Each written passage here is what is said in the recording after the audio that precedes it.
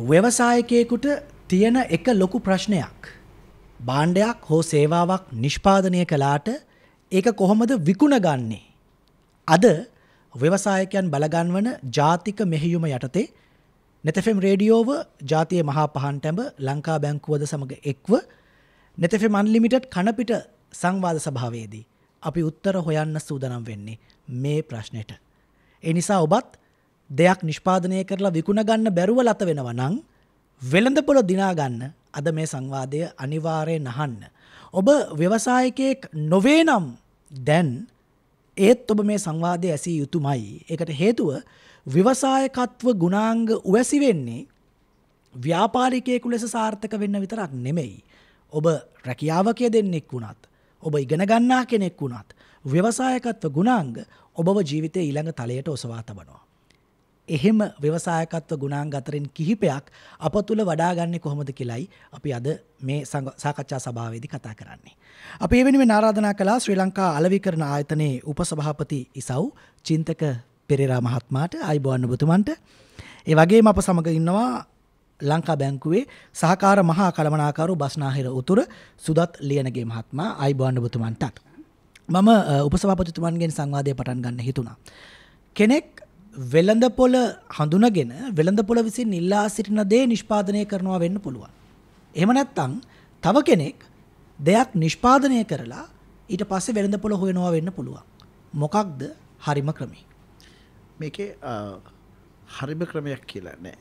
හැබැයි ව්‍යවසායකෙක් අභියෝග වලට මුහුණ දීලා ජයග්‍රහණය කරන්න පුළුවන් ඒ පුද්ගලයා තමයි ඔය දෙකෙන්ම තේරුමක් තියෙන ඉදිරියට යන්න පුළුවන් ව්‍යවසායකයෙක් කියලා මම තේරුම් අරන් තියෙන්නේ. ඒ කියන්නේ නිෂ්පාදනය කරලා වෙළඳපොළ හෙව්වත් කමක් නැහැ. වෙළඳපොළ හොයාගෙන නිෂ්පාදනය කරත් කමක් නැහැ. අවදානමක් තියෙනවා. ඒ අවදානමට මුහුණ දී යුතුයි. අනිවාර්යයෙන්ම අවදානමක් තියෙනවා. ඒකට මුහුණ දෙන්න ඕනේ. ඒක තමයි ව්‍යවසායකෙක් අපි කියන්නේ. හැබැයි දැන් මේ දවස්වල අවදානම දෙතුන් ගුණයකින් වැඩි වෙලා කියලා කෙනෙක්ට හිතෙන්න පුළුවන්. රටට ඩොලර් හිඟයි. සාක්කුවල රුපියල් හිඟයි. එහෙම වුණාම මොන දේ නිෂ්පාදනය කරත් අනිත් පැත්තෙන් කෙනෙක් ගනීද දන්නේ නැහැ. අත්‍යවශ්‍යම දේ විතරක් අරගෙන එපාය කියලා හිතෙන සමහර විට අවශ්‍යයි කියලා හිතන දේවලුත් කපන්න වෙලා තියෙනවා.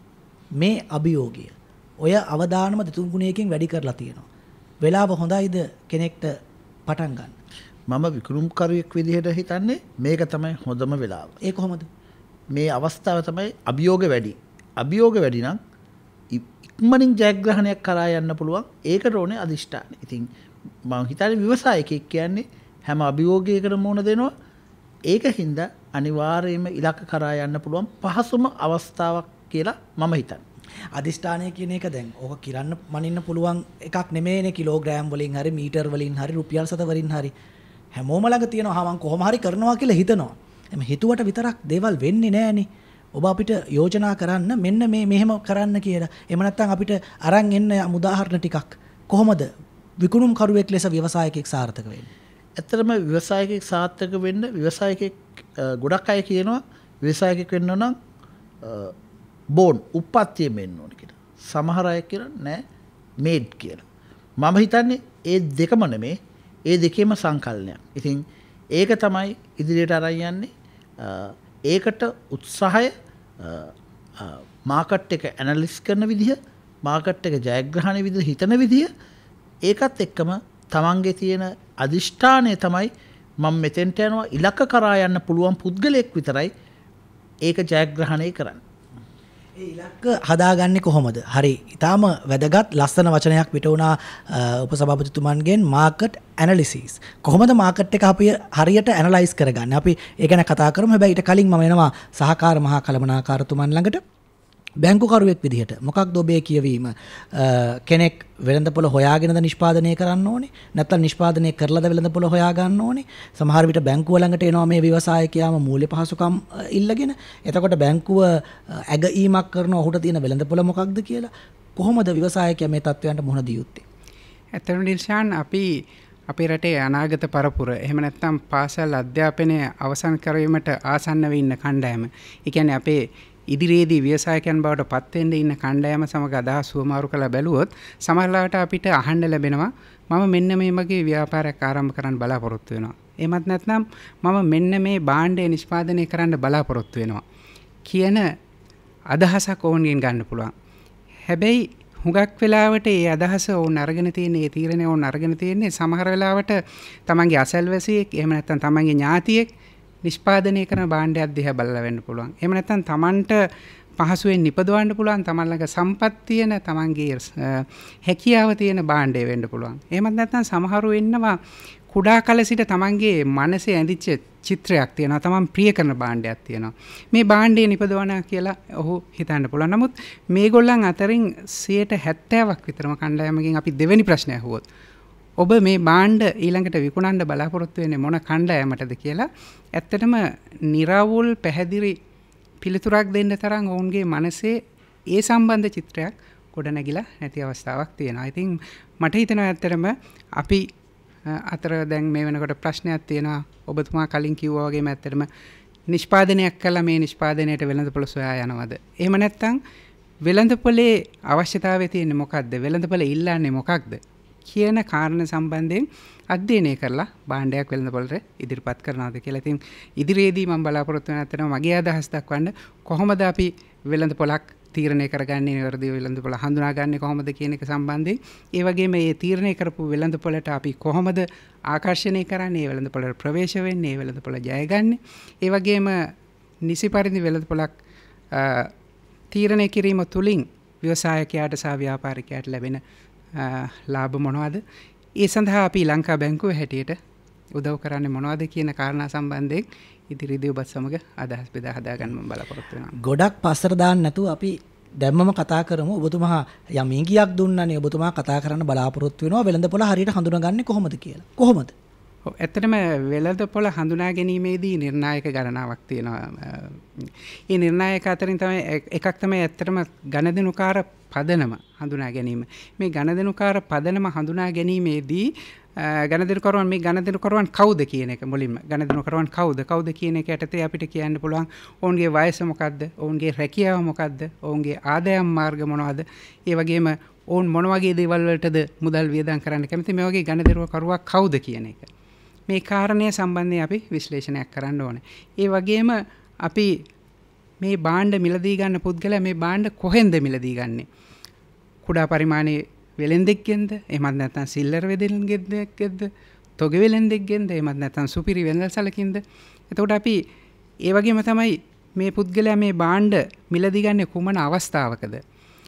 දිනපතා මිලදී ගන්නවද, සතිපතා මිලදී ගන්නවද, එහෙම නැත්නම් මාසිකව මිලදී ගන්නවද, එහෙම නැත්නම් විශේෂ අවස්ථාවකදී අවස්ථානුකූලව මිලදී ගන්නවද? මේ කියන කාරණා. ඒ වගේම තමයි මේ පුද්ගලයා කොහොමද මිලදී ගන්නේ? ණයටද, එහෙම නැත්නම් මුදල් වලටද, ඔන්ලයින් ඕඩර් කරලාද? ඒ වගේම තමයි මේ පුද්ගලයා මොනවටද මේවා මිලදී ගන්නේ? පරිභෝජනය සඳහාද? එහෙම නැත්නම් තමන්ගේ ආත්මකරුත්වයේ ප්‍රෙස්ටීජ් එක පෙන්වන්නද? එහෙමත් නැත්නම් අනාගතයේදී පරිභෝජනය කරන්නද? මෙන්න මේ ආකාරයෙන් කස්ටමර් බේස් එක ඇනලයිස් කරන එකේ තාමත් වැදගත් වෙනවා තමන්ගේ භාණ්ඩය සඳහා වෙළඳපළක් තීරණය කිරීමේදී. මේ විදිහට කස්ටමර් බේස් එක ඇනලයිස් කරාට පස්සේ ඊළඟ අවශ්‍යතාවය හැටියට මම දකින්නේ තමන්ගේ ප්‍රොඩක්ට් එක ඇනලයිස් කරන එක. මේ අපි දැකපු ගණදෙනුකාර පදනම තුළ ඔවුන් ළඟට ළඟාවීම සඳහා, ඔවුන්ට ප්‍රවේශ වීම සඳහා අපේ භාණ්ඩය තුළ තියෙන ලක්ෂණ මොනවද? මේ කියන ලක්ෂණ අනුව මේ භාණ්ඩය වඩාත් සමීප වන්නේ කුමන කණ්ඩායමටද කියන කාරණේ ඉතින් දිගින් දිගට මේ භාණ්ඩය පිළිබඳ විශ්ලේෂණය කිරීම. ඒ වගේම තමයි ඊළඟට තමන්ගේ භාණ්ඩයට ඉන්න තරඟකරුවන්. මේ තරඟකරුවන්ගේ තියෙන උපක්‍රම මොනවද? මේ තරඟකරුවන්ගේ තියෙන නිෂ්පාදන වල තියෙන ෆීචර්ස්, විශේෂ ලක්ෂණ මොනවද? මෙන්න මේ වගේ කාරණා ගණනාවක් ඇත්තටම සැලකිල්ලට ගන්න වෙනවා. තමන් තෝරා ගන්න වෙළඳපොළ මොකක්ද කියන එක තීරණය කිරීමේදී. මම මේ සහකාර මහා කළමනාකාරතුමාන් ඉදිරිපත් කරපු නිර්ණායක වලින් අන්තිම එකෙන් එනවා මේ උපසභාපතිතුමන් ළඟට තරඟකරුවන් ගැන හිතන්න කියලානේ කිව්වේ.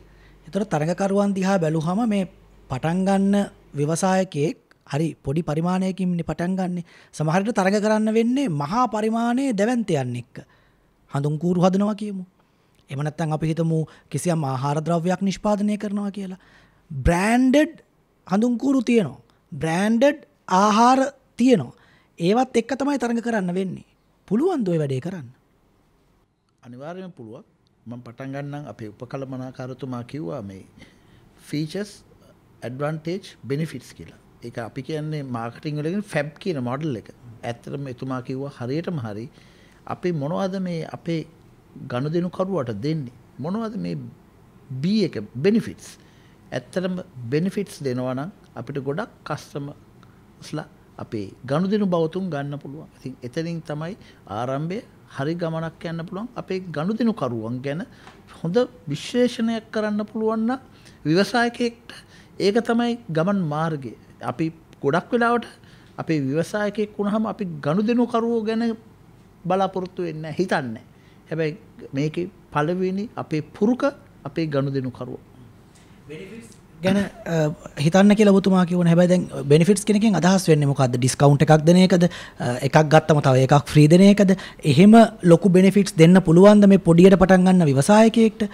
මොකක්ද මේ බෙනිෆිට්ස් කියන එකෙන් ඔබතුමා අදහස් කරන්නේ? ඇත්තටම අපි පටන් ගන්න ව්‍යවසායකයෙක්ට බෙනිෆිට්ස් වලින් දෙන්න පුළුවන් අපේ පොඩි සරල දෙයක්. මම කියන්නේ අපිට සර්විස් එක කියන එක, අපි පාරිභෝගික සේවය අපි දෙන්නේ අපි බලාපොරොත්තු අපි දෙනවා නම් ප්‍රොඩක්ට් එක ඒකේ ආෆ්ටර් සර්විස් එකක් දෙන්න පුළුවන් නම් ඒක තමයි පාරිභෝගිකයන්ට දෙන්න පුළුවන් හොඳම දේ. විශ්වාසත්වය නැත්තම් ගනුදෙනු කරුවෝ නැහැ. උදාහරණයක් කියන්න.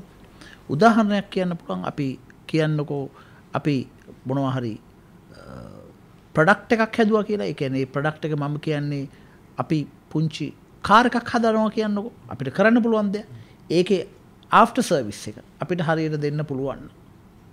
අද රටේ ගොඩක් ප්‍රශ්න තියෙනවා. වාහනයක් අපිට නිර්මාණය කරන්න කවුරු හරි ව්‍යවසායකෙක් ආවනම් ඒකට හරි සර්විස් එකක් අපිට දෙන්න පුළුවන් නම් එතන තමයි තන අපිට සර්විස් එක අපිට හරි වැදගත්. ඉතින් ව්‍යවසායකෙක් වෙනවා නම් අපි ෆැබ් කියන ෆීචර්ස් ඇඩ්වාන්ටේජ් බෙනිෆිට්ස් හිතන්න ඕනේ. බෙනිෆිට්ස් තමයි මං හිතන්නේ ඉතාම වැදගත්. අපේ රටේ ව්‍යවසායකයෝ එහෙම ආෆ්ටර් සර්විස් එකක් දෙන්නේ නැද්ද? උන් සේවය සැපීමේදී දුර්වලයිද? ඒක මම කියන්නේ අපි පටන් ගන්න මූලික අවස්ථාවේ ඉන්න කෙනෙක්ට සර්විස් එක කියන එක වැදගත් කියන එක තමයි මම කියන්නේ. ඊළඟට මාකට් ඇනලිසිස් එකක් කරන්න ඕනේ කියලා ඔබතුමත් යෝජනා කළා. ඒකම තමයි මේ තව ටිකක් විස්තරාත්මකව සහකාර මහා කළමනාකරතුමන් විස්තර කළේ. හැබැයි එහෙම ඇනලිසිස් එකක් කරන්න තරම් දැනුම අපි හැමෝම ළඟ නැහැ. අපි මේ කතා කරන්නේ සාමාන්‍ය පොදු මහ ජනතාවට. එතකොට මේ හැම කෙනෙක්ම A level පාස් වෙලා නැහැ. මේ හැම කෙනෙක්ම උසස් පෙළට වාණිජය හදාarලා නැහැ. මේ හැම කෙනෙක්ම කැම්පස් ගිහිලා ව්‍යවසායකත්වයේ හෝ වාණිජ වේදේ ඉගෙනගෙන නැහැ. එහෙම කෙනෙක් කොහොමද ඔය කියන මාකට් ඇනලිසිස් එක කරගන්නේ? අපි ඒ වගේ දෙයක් කරනවා නම් අපේ රටේ ගොඩක් ආයතන තියෙනවා ඒවට උදව් කරන. මං හිතන්නේ අපි විදේශයකට බඩු යවනවා නම් එක්ස්පෝර්ට් ඩෙවලොප්මන්ට් බෝඩ් එකක් තියෙනවා. ආනයන මණ්ඩලයක් තියෙනවා. ඉතින් අපි ඒකට ඒකෙන් විස්තර ගන්න පුළුවන්. අපි ගොඩක් බැලුවොත් එimhe තොරතුරු හෙව්වොත් එimhe අපේ රටේ ගොඩක් ආයතන තියෙනවා. මේවා එකට එකක් සම්බන්ධ වෙන්නේ නැහැ. හැබැයි අපිට සම්බන්ධ වෙලා ඒ පැත්ත හැදුවොත් ව්‍යවසායකට හරියම ලේසි තොරතුරු අරගෙන පටන් ගන්න තමන්ගේ කාර්යය තමන්ගේ හිතේ තියෙන ව්‍යවසායකයෙක් කියන්නේ එක එක දේවල් හිතනවා. මට මේක හදන්න පුළුවන්. මම මේ වගේ දෙයක් කරනවා. මම මේ වගේ භාණ්ඩයක් හදනවා කියලා ඒකේ විස්තර ගන්න දැන් තමයි හොඳම කාලය. ගොඩක් වෙලාවට ඉන්ටර්නෙට් තියෙනවා. ඉන්ටර්නෙට් එකට ගිහලා තොරතුරු හොයාගන්න පුළුවන්. ලෝකෙ කොහොමද ලංකාවේ කවුද ඉන්නේ? ඒකට අවශ්‍ය අමුද්‍රව්‍ය කොහෙන්ද ගන්න? ඒවා හරි ලේසියි. මම හිතන්නේ ඒක තමයි හොඳම කාර්යය. ඉස්සෙල්ලාම විශ්ලේෂණය කරන්න ඕනේ තමන් මොකක්ද කරන්න යන්නේ කියලා. ඔබතුමාට එමක් එකතු කරන්න පුළුවන්ද සහකාර මහා කළමනාකරතුමනි? කොහොමද මේ විශ්ලේෂණය ඕනනම් ඔකට රිසර්ච් එක සමීක්ෂණය වගේ වචනයකුත් දාගන්න පුළුවන් කරන්නේ? ඔව් ඇත්තටම මේ විශ්ලේෂණය කියන එක කරනකොට ඔබතුමා කිව්වා වගේ ඊටාත්ම ගැඹුරට ගිහිල්ලා මේ සිද්ධාන්තත් සමග එකතු වෙලා කරන විශ්ලේෂණයකට වඩා අලුතෙන්ම පොඩි ව්‍යාපාරයක් පටන් ගන්න පුද්ගලයෙකුට ඒ තමන්ගේ මට්ටමින් මේ විශ්ලේෂණය කරන්න පුළුවන්. උදාහරණයක් හැටියට ඇත්තටම මම මුහුණ දීපු අත්දැකීමක් මම කියන්නම්. එක දවසක් අපි වාහනේ යන ගමන් හෝටලයක් ළඟ නවත්තලා මේ හෝටලෙන් කෑම කාලා යමුද කියලා කතා කරා. ආයෙ වතාවක් අපි හිතුවා නෑ කෑම කන්න අවශ්‍ය නෑ කියලා පිටත් වෙන්න හැදුවා. ආයෙ නැවතත් හිතුවා නෑ කමන්නේ අපි තේ එකක් බීලා යන් කියලා අපි එතෙන්ට බැහැලා ගියා. ගියන් පස්සේ කඩේ අයිතිකාර මහත්මයා මට කතා කරලා කියනවා සර් හුඟක් වාහන ওই විදිහට ඇවිල්ලා නවත්තලා බහින්න හදලා ආයෙ යනවා. එහෙම ඔබතුමා මොනවා හරි දකින්නවද මේ ආයතනයේ මෙතන නැවැත්තුවට පස්සේ නෑ මම මෙතෙන්ට යන්නේ නෑ කියලා හිතෙන්ද ඔබතුමා මොනවා හරි දෙයක් දකින්නවද කියලා එතුමා මගෙන් ඇහුවා. ඉතින් ඒ වගේ ඇත්තටම අපි මහා පරිමාණ වශයෙන් ඒ කියන්නේ ක්වෙස්චනියර්ස් හදලා ඒවා උත්තර ලබාගෙන මේවා ස්ටැටිස්ටික්ස් යොදලා ඇනලයිස් කරලා ගන්නවට වඩා කුඩා පරිමාණයෙන් කරනකොට ඉතා කුඩා මට්ටමින් අදහස් සුවමාරු කර ගැනීම තුලින්ම විශ්ලේෂණයක් කරන්න පුළුවන් කියලා මම හිතනවා.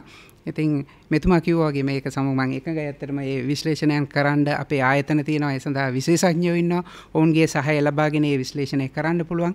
ඒ ඇරුණහම ඩිල්ෂාන් අපේ රටේ ව්‍යවසායකින්ගේ ඇත්තටම මේ ව්‍යවසායකත්වය කියන එක ඇඟේම තියෙනවා. මේක මේ ඇත්තටම ඉගෙනගෙන හෝ බුද්ධියෙන් ලබාගත්ත දෙයක් නෙමෙයි. හුඟක් වෙලාවට ව්‍යවසායකත්වය උපතින් හෝ කුමක් මොන ආකාරයෙන් ආවත් ඔවුන්ගේ ඇඟේ මේ ව්‍යවසායකත්වය කියන එක තියෙනවා. ඒක නිසා අපි බලනවටත් වඩා වෙනස් දෘෂ්ටි කෝණයකින් ඒගොල්ලන්ට බලන්න පුළුවන්. ඒ බැලීම තුළින් මේගොල්ලන් මේ මාකට් එක ඇනලයිස් කරනවා. කෙසේ වෙතත් ඇත්තටම කළ යුතු දේ තමයි මේක මාකට් එක ඇනලයිස් කරන එක. ඉතින් මේ ඇනලයිස් කරන ක්‍රමවේදය මෙන්න මේ ආකාරයමයි කියලා නැහැ. යම් කිසි විදිහකින් විශ්ලේෂණය කරලා තමන්ගේ තීරණය ගන්න එක තමයි අවශ්‍ය වෙන්නේ. ඇඟේම තියෙන හින්දා අර අපි ඔක සාමාන්‍ය විවාහයේදී කියනවා ගට් ෆීලිං එකට තීරණ ගන්න පුළුවන්. හැබැයි එහෙම ගට් ෆීලිං එකට ගන්න තීරණ බැංකුවකදී වළංගුද? බැංකුව විතරක් නෙමෙයි. තවත් ආයතනත් එක්ක අපිට ගනුදෙනු කරන්න වෙනවනේ. ඒ ආයතනවලදී වළංගුද? අපි ඒ ආයතනයට ගියාම ඒ ආයතනය අපි ඉල්ලන්නේ ලියකියවිලිනේ. ඔව් ඇත්තට මේ ලියකියවිලි අවශ්‍ය වෙනවා ඩේෂන්. ඉතින් අපි ලංකා බැංකුවේ හැටියට කුඩා පරිමාණයේ ව්‍යාපාරිකයෙක් ආපුවම අපි ඇත්තටම මේ පුද්ගලයාට කියන්නේ ඔබතුමා ප්‍රොජෙක්ට් රිපෝට් එකක් හදාගෙන එන්න කියලා. අපි කුඩා ණය මුදල් විශ්ලේෂණය කිරීමේදී අපේ තියෙන ඒ ණය මුදල විශ්ලේෂණය කිරීමේ ෆෝර්මේම තියෙනවා ප්‍රොජෙක්ට් රිපෝට් එකත් අපි ඉන්ක්ලූඩ් කරලා තියෙන්නේ. ඉතින් ඒකට අවශ්‍ය තොරතුරු ඔහුගේ අර ගට් ෆීලිං එකෙන් එහෙම නැත්නම් ඔහුගේ ඇඟෙන් තියෙන තොරතුරු අරගෙන අපිම සටහන් කරගන්නවා. ඉතින් ඇත්තටම අර කුඩා පරිමාණයක් මේ දැන් රිල්ෂාන් අපි ලංකා බැංකුවේ හැටියට අපි ව්‍යවසායකයන්ට උදව් කරන්නේ මොන පරාසයේද කියලා හිතුවොත් අර ශුද්‍ර මූල්‍ය ඒ කියන්නේ ශුද්‍ර අවස්ථාවේ සිටම සුළු හා මධ්‍ය පරිමාණ මහා පරිමාණ මේ සියලුම ව්‍යවසායකයන්ට ලංකා බැංකුව අතහිත දෙනවා. ඉතින් අර ශුද්‍ර මට්ටමේ ඔබතුමා කියන ආකාරයේ කෙනෙක් වෙනුවෙන් ප්‍රොජෙක්ට් රිපෝට් එකක් හදා ගැනීම සම්බන්ධයෙන් උදව් කරන එක. එහෙම නැත්නම් එතුමාගේ ප්‍රොජෙක්ට් රිපෝට් එකට අවශ්‍ය කරුණු ටික අපි අරගෙන අපි ඒ රිපෝට් එක හදාගන්න කටයුත්ත අපි කරනවා. ගට් ෆීලිං එකෙන් නම් ඔබ තීරණය ගත්තේ කමක් නැහැ. ඒ තීරණෙත් එක්කම හරි බැංකුවට එන්න. බැංකුව ඔබට උදව් කරයි ඒ ගට් ෆීලිං එකට ගත්ත තීරණය කොළවලට අරන් එන්න. අන්න හරි. ඒකයි ඔබතුමා මේ විස්තර කරන්න උත්සාහ කරන්නේ. ඒ සමගම අපි ඒක ඇනලයිස් කරලා අපේ දැනුමත් ඒකට එකතු කරලා අපි ඇනලයිස් කරලා බලනවා මෙතුමාගේ මොනවා හරි මෙතුමාගේ මේ තියෙන අදහස් වලට අපේ පැත්තෙනුත් ඉන්පුට් එකක් දෙන්න පුළුවන්ද දෙන්න අවශ්‍යද කියන එක. ඔබ සභාපතිතුමනි දැන් අපි නම් අහලා තියෙන කතාව දන්න ගොඩක් පැරණි ව්‍යවසායකයන් සාර්ථක ව්‍යවසායකයන් ඔවුන් බොහෝ විට ගමෙන් රුපියල් 100ක් රුපියල් 500ක් රුපියල් 5000ක් අරගෙන කොළඹ ඇවිල්ලා ජීවිතේ හිණිපැත්තටම ගිය අය. එහෙම අය ලොකු පාසල් අධ්‍යාපනයක් ලැබවලා නැහැ. උපාධි අධ්‍යාපනයක් ලැබලා නැහැ. ගත්තු තීරණ ගොඩක් ගට් ෆීලිංස් වලින් තමයි. හැබැයි දැන් අපි දකිනවා ව්‍යවසායකත්වය පිළිබඳ කතා කරද්දී මේ ව්‍යාපාරික ලෝකය එහෙම ගට් ෆීලිංස් එක්ක නෙමෙයි වැඩ කරන්නේ. ස්ටැටිස්ටික්ස් එක්ක, සංඛ්‍යා ලේඛන එක්ක, දත්ත එක්ක. මේ දෙකෙන් මොකක්ද හරි අපිට තවදුරටත් ගට් ෆීලිං වලම වැඩ කරන්න පුළුවන්ද? හැබැයි අපි ඒක දත්තත් එක කරන වඩා විධිමත් විශ්ලේෂණයක් බවට පෙරලා ගත යුතුද? ඇත්තටම ඩිෂාන් දැන් අපි ගත්තොත් අපි 20 වෙනි සතවර්ෂයේ හරි අපි 18 වෙනි සතවර්ෂයේ ඉන්නකොට මේ ඇනලිටිකල් කියන ඒවා නැහැ. ඔක්කොම ඒගොල්ලොත් ගට් ෆීලිංස් ගත්තේ හිතන විදිය ගත්තේ ගොඩක් ඇනලයිස් කරලා මාකට් එක ගැන හිතලා ඒගොල්ලෝ සංඛ්‍යා ලේඛන බලලා කරන්න පුළුවන් ඒගොල්ලන්ගේ මට්ටමින් කරන්න පුළුවන් එන්වයරන්මන්ට් එක පරිසරය ගැන බලලා ඒක තමයි අධ්‍යයනය කළා තමයි එතෙන්ට ආවේ. හැබැයි දැන් ඉන්න ව්‍යවසායකයන්ට ගොඩක් ටෙක්නොලොජිය තියෙනවා. IT ටෙක්නොලොජියෙන් ගොඩක් ඇනලිසිස් කරන්න පුළුවන්. ඒගොල්ලන්ට YouTube ගිහිල්ලා නැත්තම් එක අඩුවට ගන්න පුළුවන් මාසයකට දුවන පැකේජස් තියෙනවා ෆ්‍රී ඔෆ් චාර්ජ් ගන්න පුළුවන්. ඒවා අරගෙන ඒවා ගැන ස්ටඩි කරලා ඒගොල්ලන්ට හිතා ගන්න පුළුවන් තමන්ගේ බිස්නස් එක ප්‍රොෆයිල් එක හදා ගන්න පුළුවන්. ඉතින් ගොඩක් දුරට අපේ ඉන්න තරුණ පරම්පරාව ටෙක්නොලොජි පැත්තෙන් ගොඩක් ධෛර්යමත් වෙලා තියෙනවා. උඩට ගිහිල්ලා ඉන්නවා. ඒගොල්ලෝ දන්නවා ෆෝන් එකක් ගත්තොත් ඉන්ටර්නෙට් යන ඔක්කොම දන්නවා. Facebook කී දෙනෙක් ඉන්නවද? එක පාරට ඒගොල්ලන්ට පුළුවන් මාකට් එක හොයලා Facebook එකේ දාලා යම් කිසි දෙයක් ඒගොල්ලන්ට හොයලා ඒකේ තොරතුරු අරගෙන සාර්ථක ව්‍යවසායකයෙක් වෙන්න පුළුවන්. බිස්නස් එකේ ප්‍රොෆයිල් එක හදා ගන්න පුළුවන් කියලා කිව්වනේ. මොකද්ද ඔය බිස්නස් එකේ ප්‍රොෆයිල් එක කියන්නේ? ප්‍රොෆයිල් එක කියන්නේ තමන්ගේ බිස්නස් එක ගැන ව්‍යාපාරය ගැන තියෙන තොරතුරු මොනවද තමන් කරන්නේ මොනවා වගේ විදිහටද පටන් ගන්නේ ස්ථානය මොනවද තමන්ගේ නෙට්වර්ක් එක මොනවද තමන්ගේ ඉන්න ස්ටාෆ් එක මොනවද තමන්ගේ සර්විසස් මොනවද ඒ ටික තමයි මේ තමන්ගේ ප්‍රොෆයිල් එක කියන්නේ. එහෙම එකක් හදාගන්න ඕනේද? ගොඩක් දුරට ඒක අත්‍යවශ්‍යයි. අපි දැම්මොත් අපි ගැන හරි දැන් ලෝකෙ වෙනස් වෙලා තියෙනවා. ගොඩක් අය ඉන්නේ විද්‍යුත් ලෝකේ. ගොඩක් අය බලන්නේ ෆෝන් එකෙන් තමයි ඩේටා බලන්නේ. ඉතින් අපිට පුළුවන් නම් අපි ගැන විස්තරයක් WhatsApp හරි කරන්න. ඒතර ගොඩක් අය බලනවා මෙයා නේද. එතකොට තමයි අපි ගැන ගොඩක් අය දැනගන්නේ. ඇයි අපි ඇඩ්වර්ටයිසින් කරන්නේ? ඇයි අපි බෝඩ් එකක් ගහන්නේ? අපි ගැන පෙන්වන්න අපේ ස්ථානය මෙතන කියලා. ප්‍රොෆයිල් එකක් බිස්නස් එකට හදාගන්න කියන යෝජනාව ඔබ කරන්නේ. ඊළඟට තියෙන ප්‍රශ්නේ දැන් වෙළඳපොළ ගැන නම් අපි කතා කරන්නේ අපේ වෙළඳපොළ කොහෙද තියෙන්නේ? මිට කාලයකට කලින් අපේ වෙළඳපොළ තමයි අපේ ගම. ඊට පස්සේ ප්‍රවාහන සේවා දියුණු වෙනවත් එක්කම රටම අපිට වෙළඳපොළක් වෙනවා. දැන් ඒක එතනින් එහාට ගිහිල්ලත් කියලා අපි කතා කරනවා. ඇත්තටම මම කරන නිෂ්පාදනයේට වෙළඳපොළ කොහෙද තියෙන්නේ? දැන් ලෝකයේ කියන්නේ විශ්වගම්මානයක්. අපිට විනාඩියෙන් මිනිත්තුවෙන් වෙන ලෝකේ වෙන රටකට කනෙක්ට් වෙන්න පුළුවන්. ඉතින් අපේ බිස්නස් එක අපේ ගමවත් අපේ නගරයවත් අපේ රටවත් නෙමෙයි. අපිට මේක අන්තර්ජාතික වශයෙන් අපිට කරන අපේ ලංකාවේ කී දෙනෙක් ඉන්නවද අන්තර්ජාතික වශයෙන් ව්‍යාපාර කරන්නේ?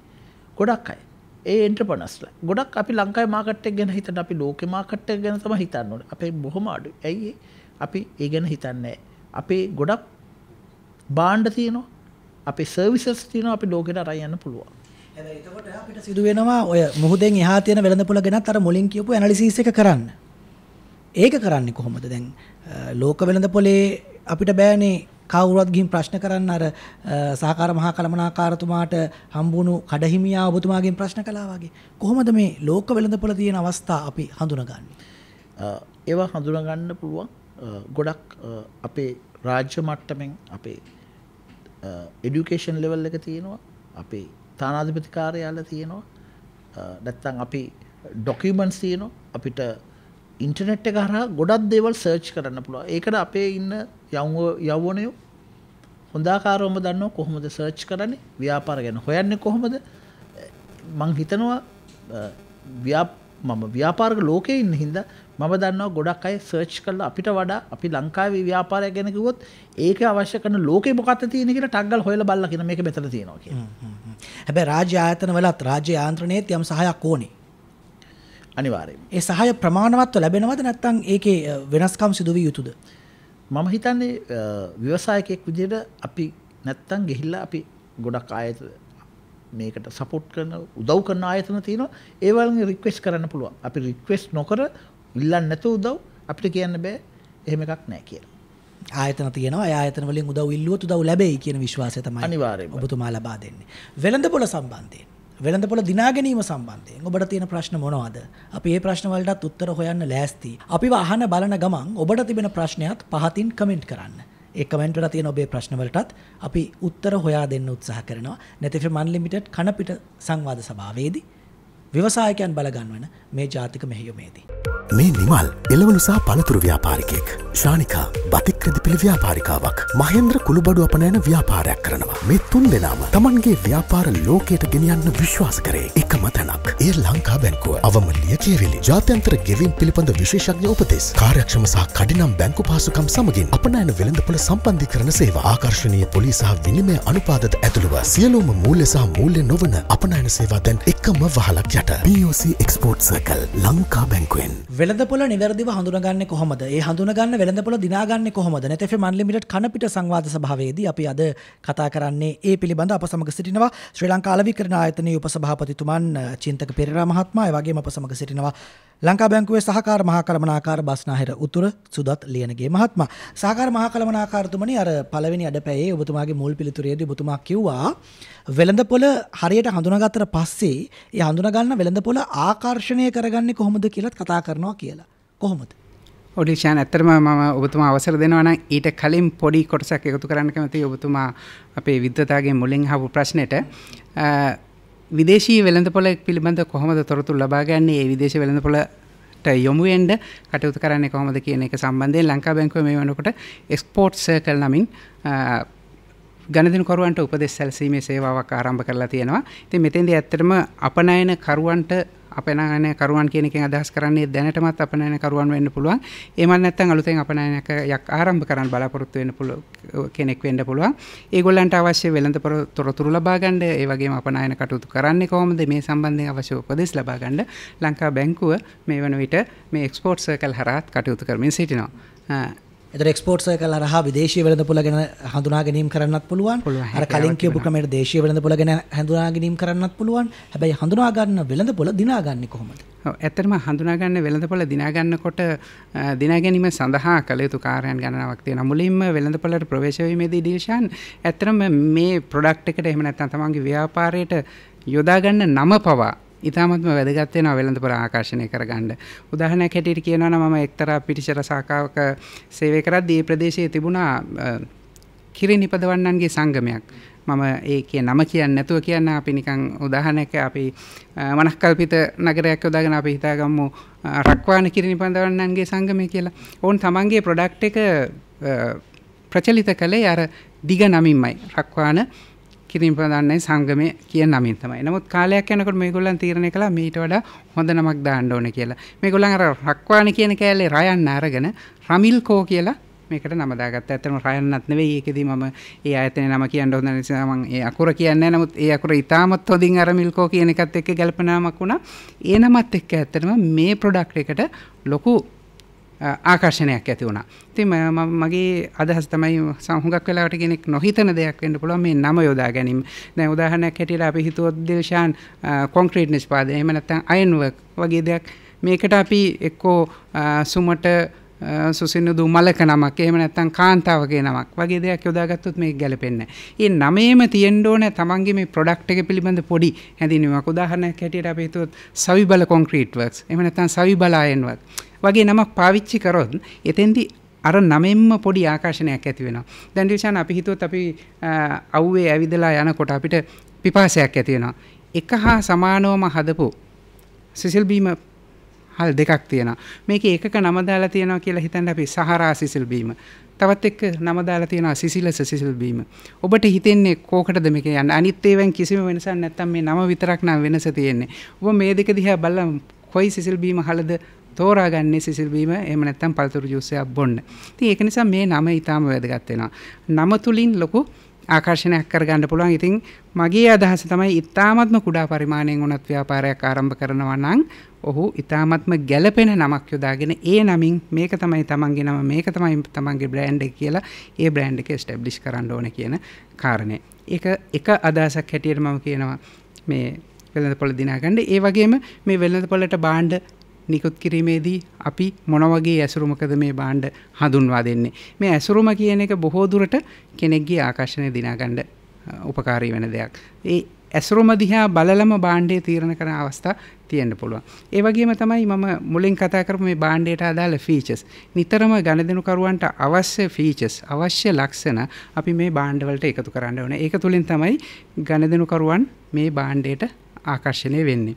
ඒ වගේම තමයි තරඟකාලී මිලක් ලබා දෙන එක. මොකද අපේ රටේ විතරක් නෙවෙයි ඕනෑම රටක මේ මිල සම්බන්ධයෙන් ඕනෑම කෙනෙක් සංවේදී වෙනවා. ඉතින් වඩා සුදුසු තරඟකාරී මිලක්. ඒ අපේ මම අර ඉස්සෙල්ලා කිව්වා වගේ අපි ටාගට් මාකට් එකක් අපේ වෙළඳපොළ තීරණය කරාට පස්සේ ඒ වෙළඳපොළට ගැළපෙන මිලක් තීරණය කිරීම ඒ කණ්ඩායම ආකර්ෂණය කරගන්න අපිට අවශ්‍ය වෙනවා. ඔබතුමන්ගේ ඉතුරු කරුණු වලට යන්න කලින් ඔන්න ඔතන මට පොඩි හරස් ප්‍රශ්නයක් තියෙනවා. ඔව්. මිල තීරණය කිරීමේදී මම උත්සාහ කරන්න ඕනේ තරඟකරුවන්ට වඩා අඩුම මිලක් දෙන්නද? ලාභයට විකුණන්නද? එහෙම නැත්නම් තරඟකරුවන්ටත් වඩා වැඩි මිලක් දෙන්නද? කොතනද මගේ සීමාව? ඇත්තටම ඩිල්ෂාන් ඒක තීරණය වෙන්නේ තමන්ගේ ටාගට් මාකට් එක මොකක්ද කියන එකත් එක්ක. සමහරලාට දැන් ටාගට් මාකට් එකේදී ඒ කියන්නේ තමන්ගේ ඉලක්ක වෙළඳපොලේ සමහර ගණදෙනුකරුවන් සමහර පාරිභෝගිකයන් බලාපොරොත්තු වෙන ඉතාමත් ඉහළ තත්ත්වයේ භාණ්ඩයක් වෙන්න පුළුවන්. අන්නේ ඉහළ තත්ත්වයේ භාණ්ඩයක් බලාපොරොත්තු වෙන කෙනාට අපි මිල පහළ මිලක් නියම කරලා දුන්නොත් සමහර විට ඒ දකින්න ඒ පුද්ගලයා හිතන්න පුළුවන් මේක තත්ත්වයෙන් බාලයි කියලා. නමුත් අපේ ඉලක්ක වෙළඳපොළ වෙන්නේ ඊටාත්ම අඩු ආදායම්ලාභී කණ්ඩායම නම් කොහොම හරි එදිනදා හොයාගන්න මුදලෙන් තමන්ගේ අවශ්‍යතාවය ඉෂ්ට කරගන්න ඒ භාණ්ඩය මිල දී ගන්න එක නම් අන්න ඒ අවස්ථාවේදී අපි අඩු මිලක් දෙන්න හැකියාව තියනවාද කියන එක සැලකිල්ලට ගන්න ඕනේ. ඒක නිසා හැම අවස්ථාවෙදිකම අඩුම මිලට වැඩිම ඉල්ලුම ලැබෙනවා කියන එක කියන්න අමාරුයි. අපේ වෙළඳපොළ සහ භාණ්ඩය අනුව තමයි ඒක තීරණය වෙන්නේ. උදාහරණයක් හැටියට අපි මොනවා හරි අපි හිතමු මේ ඇන්ටික් භාණ්ඩ වගේ දෙයක් කරනවා නම් සමහර විට අඩු මිලට වඩා වැඩි මිල තියෙන එක ඉල්ලුම වැඩි වෙන්න පුළුවන්. එහෙම නැත්නම් රත්තරන් බඩු ජුවෙලරිස් වගේ දේවල් ගත්තාම සමහර විට මිල අඩු එකට තියෙන ඉල්ලුම අඩු වෙන්න පුළුවන්. මොකද ඒ වෙළඳපොළ මත තමයි ඒක තීරණය වෙන්නේ. ඒක නිසා තමයි දිල්ෂාන් අපි අර මුලින් කතා කරේ ඉතාමත්ම වැදගත් කාරණේ ඔබතුමාත් ඉතාම නිවැරදි කිව්වා වගේ ඉතාම වැදගත් කාරණේ තමයි තමන්ගේ වෙළඳපොළ ඇනලයිස් කරලා මොන වෙළඳපොළටද භාණ්ඩ ඉදිරිපත් කරන්න කියන්නේ එක මත තමයි සියලුම දේවල් තීරණය වෙන්නේ. ටාගට් ගෲප් එකට නැත්නම් උකට අපි කියනවා මේ TG එක කියලා. TG එක හරියට හඳුනා ගන්න ඕනේ කියන එකනේ ඔබතුමා කිව්වේ. මම ඔබතුමාගේ සෙසු කරුණු වලට යන්න කලින් මම ඉක්මනින් යනවා චින්තක පෙරේරා මහත්මයා ළඟට. දැන් මේ TG එක හඳුනා ගනිද්දී අපි පොදු අර්ථයෙන් කතා කරොත් වෙළඳපොළ හඳුනා ගැනීමේදී මොකක්ද මගේ වෙළඳපොළ කියලා තීරණය කිරීමේදී දැන් අපි කලින් කිව්වා ගම නෙමෙයි, නගරේ නෙමෙයි, ලෝකෙම දැන් මගේ වෙළඳපොළ කියලා. හැබැයි හැමතිස්සෙම එහෙමම හිතන්න පුළුවන්ද මම හදන භාණ්ඩය හෝ මගේ සේවාව ලෝකේ සියලු දෙනා ටාගට් කරලාද නිෂ්පාදනය කරන්න ඕනේ. එහෙම නැත්නම් අපි ඔකට කියනවනේ නිෂ් මාකට් කියලා. එහෙම අපි යම් පිරිසක් තෝරා ගන්න ඕනද? එහෙම නම් ඒ තෝරා ගැනීම කරන්න ඕනේ කොහොමද? මොකක්ද මේකෙන් වඩා සුදුසු ක්‍රමය? ටිෂාන් ඒක තීරණය කරන්න ඕනේ තමන් නිපදවන භාණ්ඩය අනුව. ඒකත් එක්ක තමයි මේක මාස් මාකට් එකට දෙන්නේ, මේක නිෂ් මාකට් එකට දෙන්නේ. නැත්නම් මේක මාකට් එකේ මොකක්ද මේ සෙග්මන්ට් එක කරන්නේ අපි ටාගට් කරන්නේ කාටද පොසිෂන් කරන්නේ කාටද කියලා STP කියලා අපි කියන්නේ. ඒක හරියටම අයිඩෙන්ටිෆයි කරගන්න ඕනේ. ඒක ඉතින් ව්‍යවසායකයා හිතන්න ඕනේ ඕකේ මම මේ X කියන ප්‍රොඩක්ට් එක හැදුවා නම් මේකේ මගේ ටාගට් මාකට් එක මොකක්ද? මේ මාකට් එක කොච්චරද? ඒක අප හොයාගන්න පුළුවන්. සාමාන්‍ය අපි ඔබතුමත් එක්ක කතා කරනකොටත් කිව්වා ව්‍යවසායකෝ ඔච්චර දැනුමක් නැහැ කියලා. හැබැයි දැන් අපේ ලාංකිකයෝ ගොඩක් සාක්ෂරතාවය වැඩි, ගොඩක් අය හිතන්න පුළුවන්. ඒවට ආයතන තියෙනවා. ඒ වගේ පොඩි ඩේටා ටිකක් ගන්න පුළුවන්. ගොඩක් විදිහට අපිට මෙතුමා අපි සහකාර කළමනාකාරතුමා කිව්වා මේ වගේ දේවල් තියෙනවා. ගොඩක් ආයතන උදව් කරනවා කියලා. ගොඩක් දුරට අපි මූල්‍ය ආයතනයේ බැංකුවෙන් අහන්න පුළුවන් මොනවද වෙන්නේ. ගොඩක් වෙලාවට මං හිතන්නේ අපිට මාර්ගය අනිවාර්යයෙන්ම කියලා දෙනවා. අපි පොඩි උදාහරණයකට යන්කෝ නිකන් මට මේ දැන් මේ නිකන් හිතුණු උදාහරණයක්. අපි රූපලාවන්‍ය ආයතන සැලොන් කියලා කියන්නේ රටේ ගොඩක් තියෙනවනේ. දැන් එහෙම ඒවා විවෘත කරන්නත් ගොඩක් අය කැමතියි. හැබැයි ඔය මිල ගණන් ගත්තොත් ලොකු පරස්පරයක් තියෙනවා. සමහර සැලොන් එකකට ගිහිල්ලා රුපියල් 200 කොණ්ඩේ කපා ගන්න පුළුවන්. හැබැයි ඒ කැපිල්ලම කපා ගන්න තව සැලොන් එකකට රුපියල් 1000ක් 1500ක් දෙන්න ඕනේ. දැන් මම පටන් ගත්තොත් සැලොන් එකක්. මම මිල තියන්න ඕනේ කොතනද? ඔබතුමා පටන් ගත්තොත් ඒක අනිවාර්යයෙන්ම ඔබතුමාගේ බ්‍රෑන්ඩ් එක මොකක්ද? ඔබතුමා එතන එන්වයරන්මන්ට් එක හරියට ඒ කියන්නේ අපි කිව්වොත් 4 piece product price place promotion කිව්වොත් ඔබතුමාගේ product එක මොකක්ද? place එක මොකක්ද? මොන වගේ ප්‍රොමෝෂන් පැත්තකටද යන්නේ? එතකොට ඒක අනුව ඔබතුමාට තීරණය ඔබතුමාගේ සැලොන් එක පටන් ගත්තොත් හොඳ ජනාකීර්ණ ස්ථානයක අනිවාර්යයෙන්ම ඔබතුමාට ප්‍රයිස් එක මොඩරේට් ලෙවල් එකට තියන්න පුළුවන්. ඔබතුමාගේ ස්ථානයේ ගොඩක් පාකින් වගේ වාහන 10කට පාක් කරගන්න පුළුවන් නම් ඔබතුමාට මම හිතන්නේ පටන් ගන්නකොම හයි ප්‍රයිස් එකේ පුළුවන්. හැබැයි ඔබතුමා රූපලාන්‍ය ගාරේ දැම්මොත් එහෙම පාකින් නැති ගොඩක් දුර එන්න ඕනේ. ගොඩක් කාටවත් පාක් කරගන්න බැරි මේක. එතකොට කවුරක් ප්‍රයිස් එක වැඩි වුණත් එන්නේ. ඉතින් හැම වෙලෙම 4 piece කියන එක අනිවාර්යයෙන්ම ඔබතුමා හිතන්න එහෙම හිතන්න ගොඩක් අය දන්නේ නැත්නම් ඒක ගැන Tamanට හිතෙනවා මේ මගේ මේ ස්ථානයේ තියෙන්නේ මේ මෙතන ගොඩක් පාකින් තියෙනවා. ටක් ගාලා ඕනම යන එක්කෙනෙක් ඔබතුමා හරියට ප්‍රොමෝෂන් කරලා තිබ්බනම් මේක සැලුන් එකක් කියලා ගහලා තිබ්බනම් අනිවාර්යයෙන්ම වාහනේ පාක් කරයි. ඉතින් එතනින් එහා ඔබතුමාගේ සර්විස් එක ඔබතුමා කතා කරන විදිහෙන් තමයි ඔබතුමාගේ ගනුදෙනු කරුවා දිගටම පැත්ම ඉන්නේ. අර නම ගහලා තිබ්බොත් නතර කරයි කියලා කිව්වනේ. එහෙම නම ගහලා තියන්න ඕනද? අපේ ව්‍යාපාරික ස්ථානේ. එහෙම නැත්නම් අර කලිනුත් කියවන සහකාර මහා කළමනාකාරතුමා යම් තැනක කිව්වා මේ ප්‍රොඩක්ට් එක කොච්චර හොඳ වුණත් ඒකේ ඇසුරුම ගැනත් හිතන්න කියලා. එහෙම ඇසුරුම ගැන හිතන්න ඕනද? ඇසුරුම ලස්සන නැත්නම් භාණ්ඩ විකිනෙන්නේ නැද්ද? අනිවාර්යයෙන්ම විකිනෙන්නේ නැහැ. ඒක තමයි මම කිව්වේ ඔබතුමාට කලින්ම 4 piece product price place promotion කියන එක ඒක බේසික්ම කන්සෙප්ට් එකක්. ඒක මතක තියාගන්න ඕනේ. ඒක නැත්තම් එහෙම අනිවාර්යයෙන්ම ඔබතුමාගේ ව්‍යාපාරය පැවැත්මක් නැති වෙනවා. ටිකක් වෙනස් විදිහට හිතන්න වෙයි.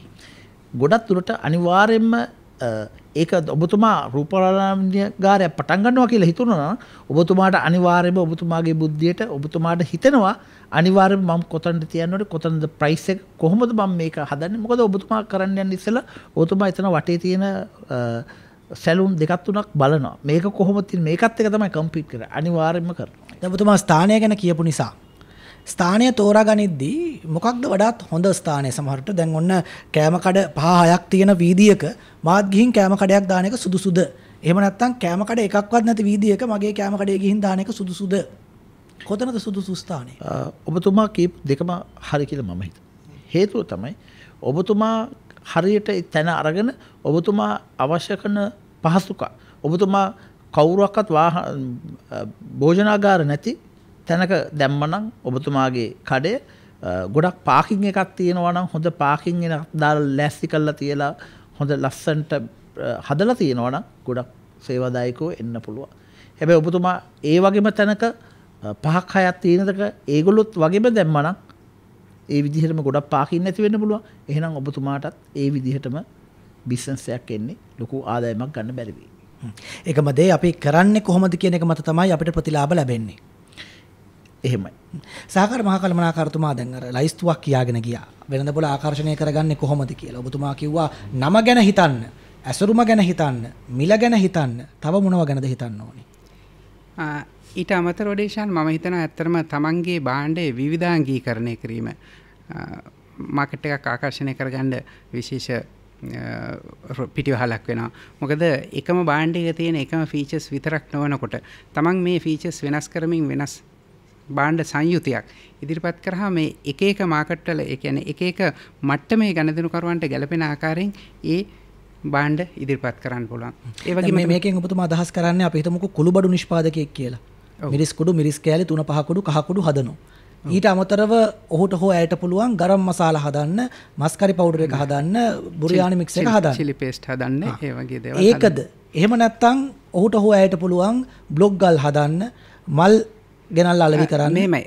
ඇත්තටම මම අදහස් කරේ ඩිල්ෂාන් අර විදිහට ඔබ මුලින් කියපු විදිහට තමන්ගේ නිෂ්පාදනය විවිධාංගීකරණය කිරීම තමයි ඔබතුමා කියන විදිහට කර්මාන්ත ගණනාවකට තමන්ගේ ව්‍යාපාරය විවිධාංගීකරණය කරන්නත් පුළුවන්.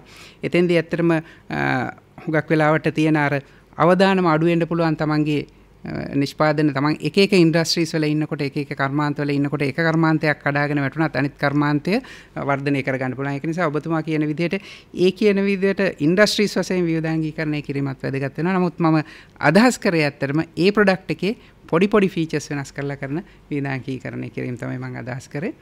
ඒ වගේම තවත් ගණදෙනුකරුවන් මාකට් එක ආකර්ෂණය කරන්න පුළුවන් දෙයක් තමයි මේ වැලියු ඇඩිෂන් කියන එක.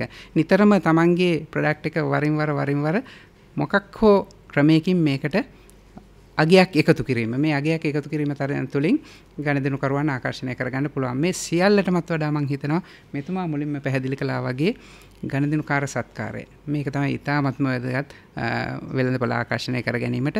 අපි මේතකදී සමීක්ෂණයක් කරලා ලිෂාන් අපි හිතනවා හුඟක් වෙලාවට අපි හිතනවා බැංකුවකට ගණදෙනුකරුවන් යන්නේ පොලි අනුපාත ගැන හිතලා එහෙම නැත්නම් ටෙක්නොලොජි එක ගැන හිතලා පාකින් ස්පේස් ගැන හිතලා කියලා. නමුත් මේ සමීක්ෂණයේදී 80%ක් අපේ ගණදෙනුකරුවන් වේටේජ් එක තියලා තිබුණේ ගණදෙනුකාර සත්කාරය ගැන. ඒක නිසා ඇත්තටම ගණදෙනුකාර සත්කාරය කියන්නේ වෙළඳපොළක් දිනා ගැනීමට අත්‍යවශ්‍ය සාධකයක් හැටියට මම දකිනවා.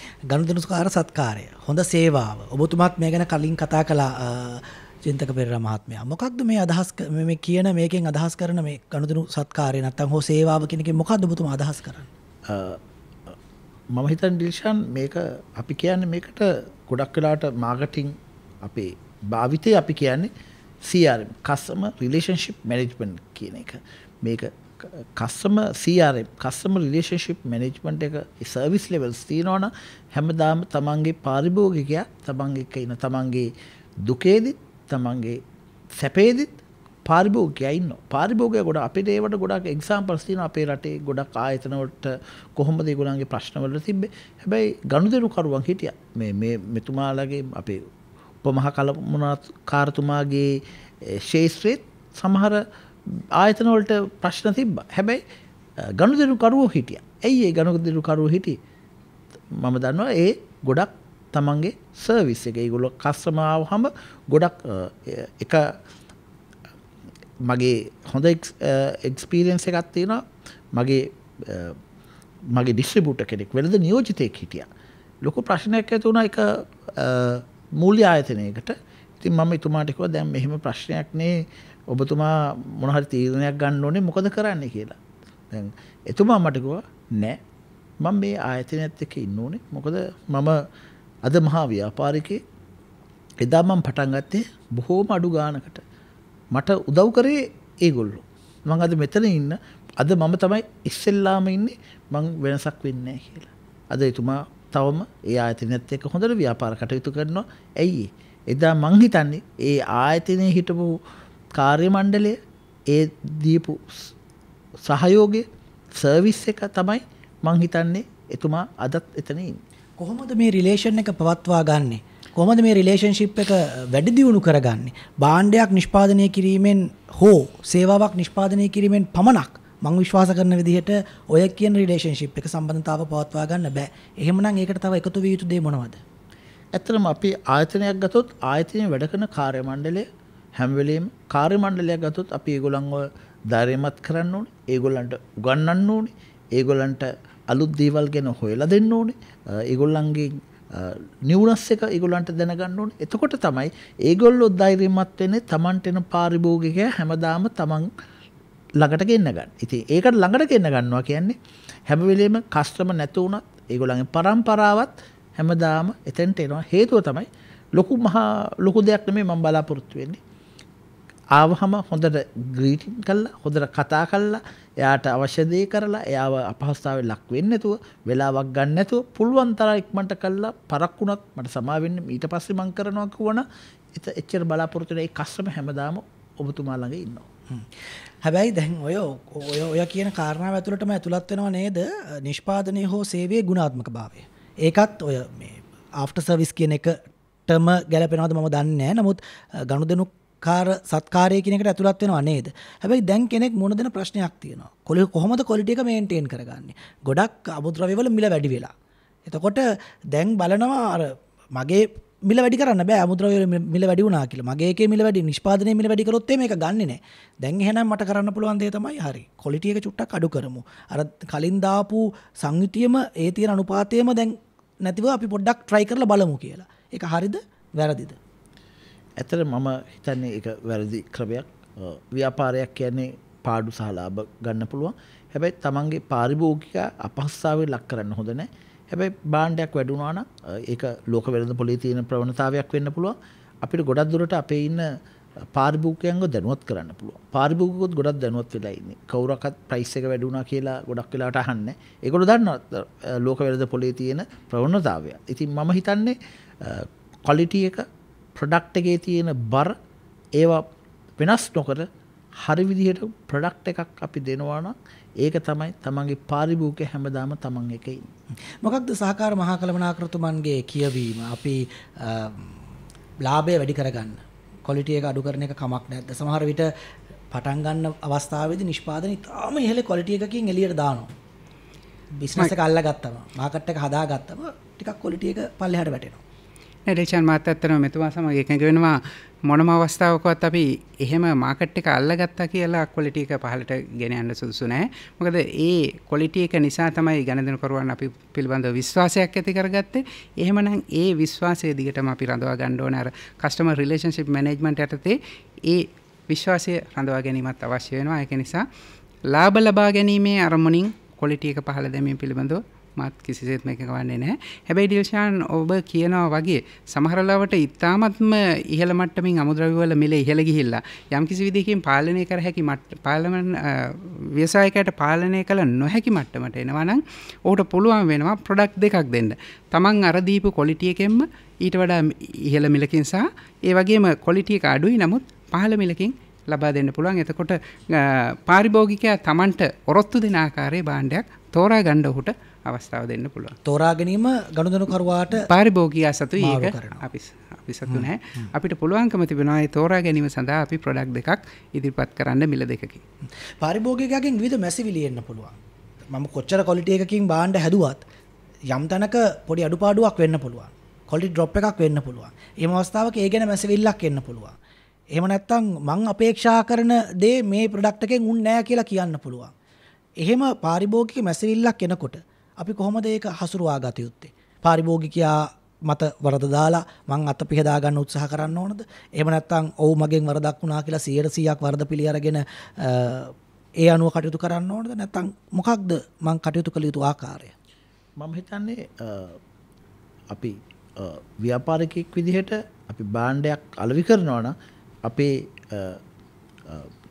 ඒ කස්ටමර්ට පාරිභෝගිකයා අපිව කන්ටැක්ට් කරගන්න පුළුවන් විදිහට අපේ ඊමේල් ඇඩ්‍රස් එක, අපේ ෆෝන් නම්බර් එකක්, සර්විස් එක ගැන මොන හරි හොට්ලයින් එකක් අපි දාලා ඒගොල්ලන්ට දානවා. අපි WhatsApp නම්බර් එකක් දාලා තිබ්බනම් ගොඩක් අය හැම වෙලේම අපිට WhatsApp කරයි මේ වගේ ප්‍රශ්නයක් තියෙනවා කියලා. නැත්තම් ගොඩක් අපි ආයතනයක් ගත්තොත් අපි ඉස්සර ආයතන මේ දැන් ගොඩක් ආයතන අපේ හැම එන කස්ටමර්ගේ ෆෝන් නම්බර් එක ඉල්ල ගන්නවා. සර් නම කියන්නේ ෆෝන් නම්බර් එක දෙන්න කියලා. පුළුවන් නම් කියනවා මේ ඊමේල් නම්බර් එකක් දෙන්න කියලා. ටක් ගාලා ඒගොල්ලෝ ඔක්කොම අපේ කස්ටමර් බේස් එකක් හදා ගන්නවා. එතකොට මම දන්නවා මාසයක් විතර යනකොට මගේ කොච්චර කස්ටමර්ස්ලා ඉන්නවද, මොන වගේ කස්ටමර් බේස් එකක්ද ඉන්නේ කියලා.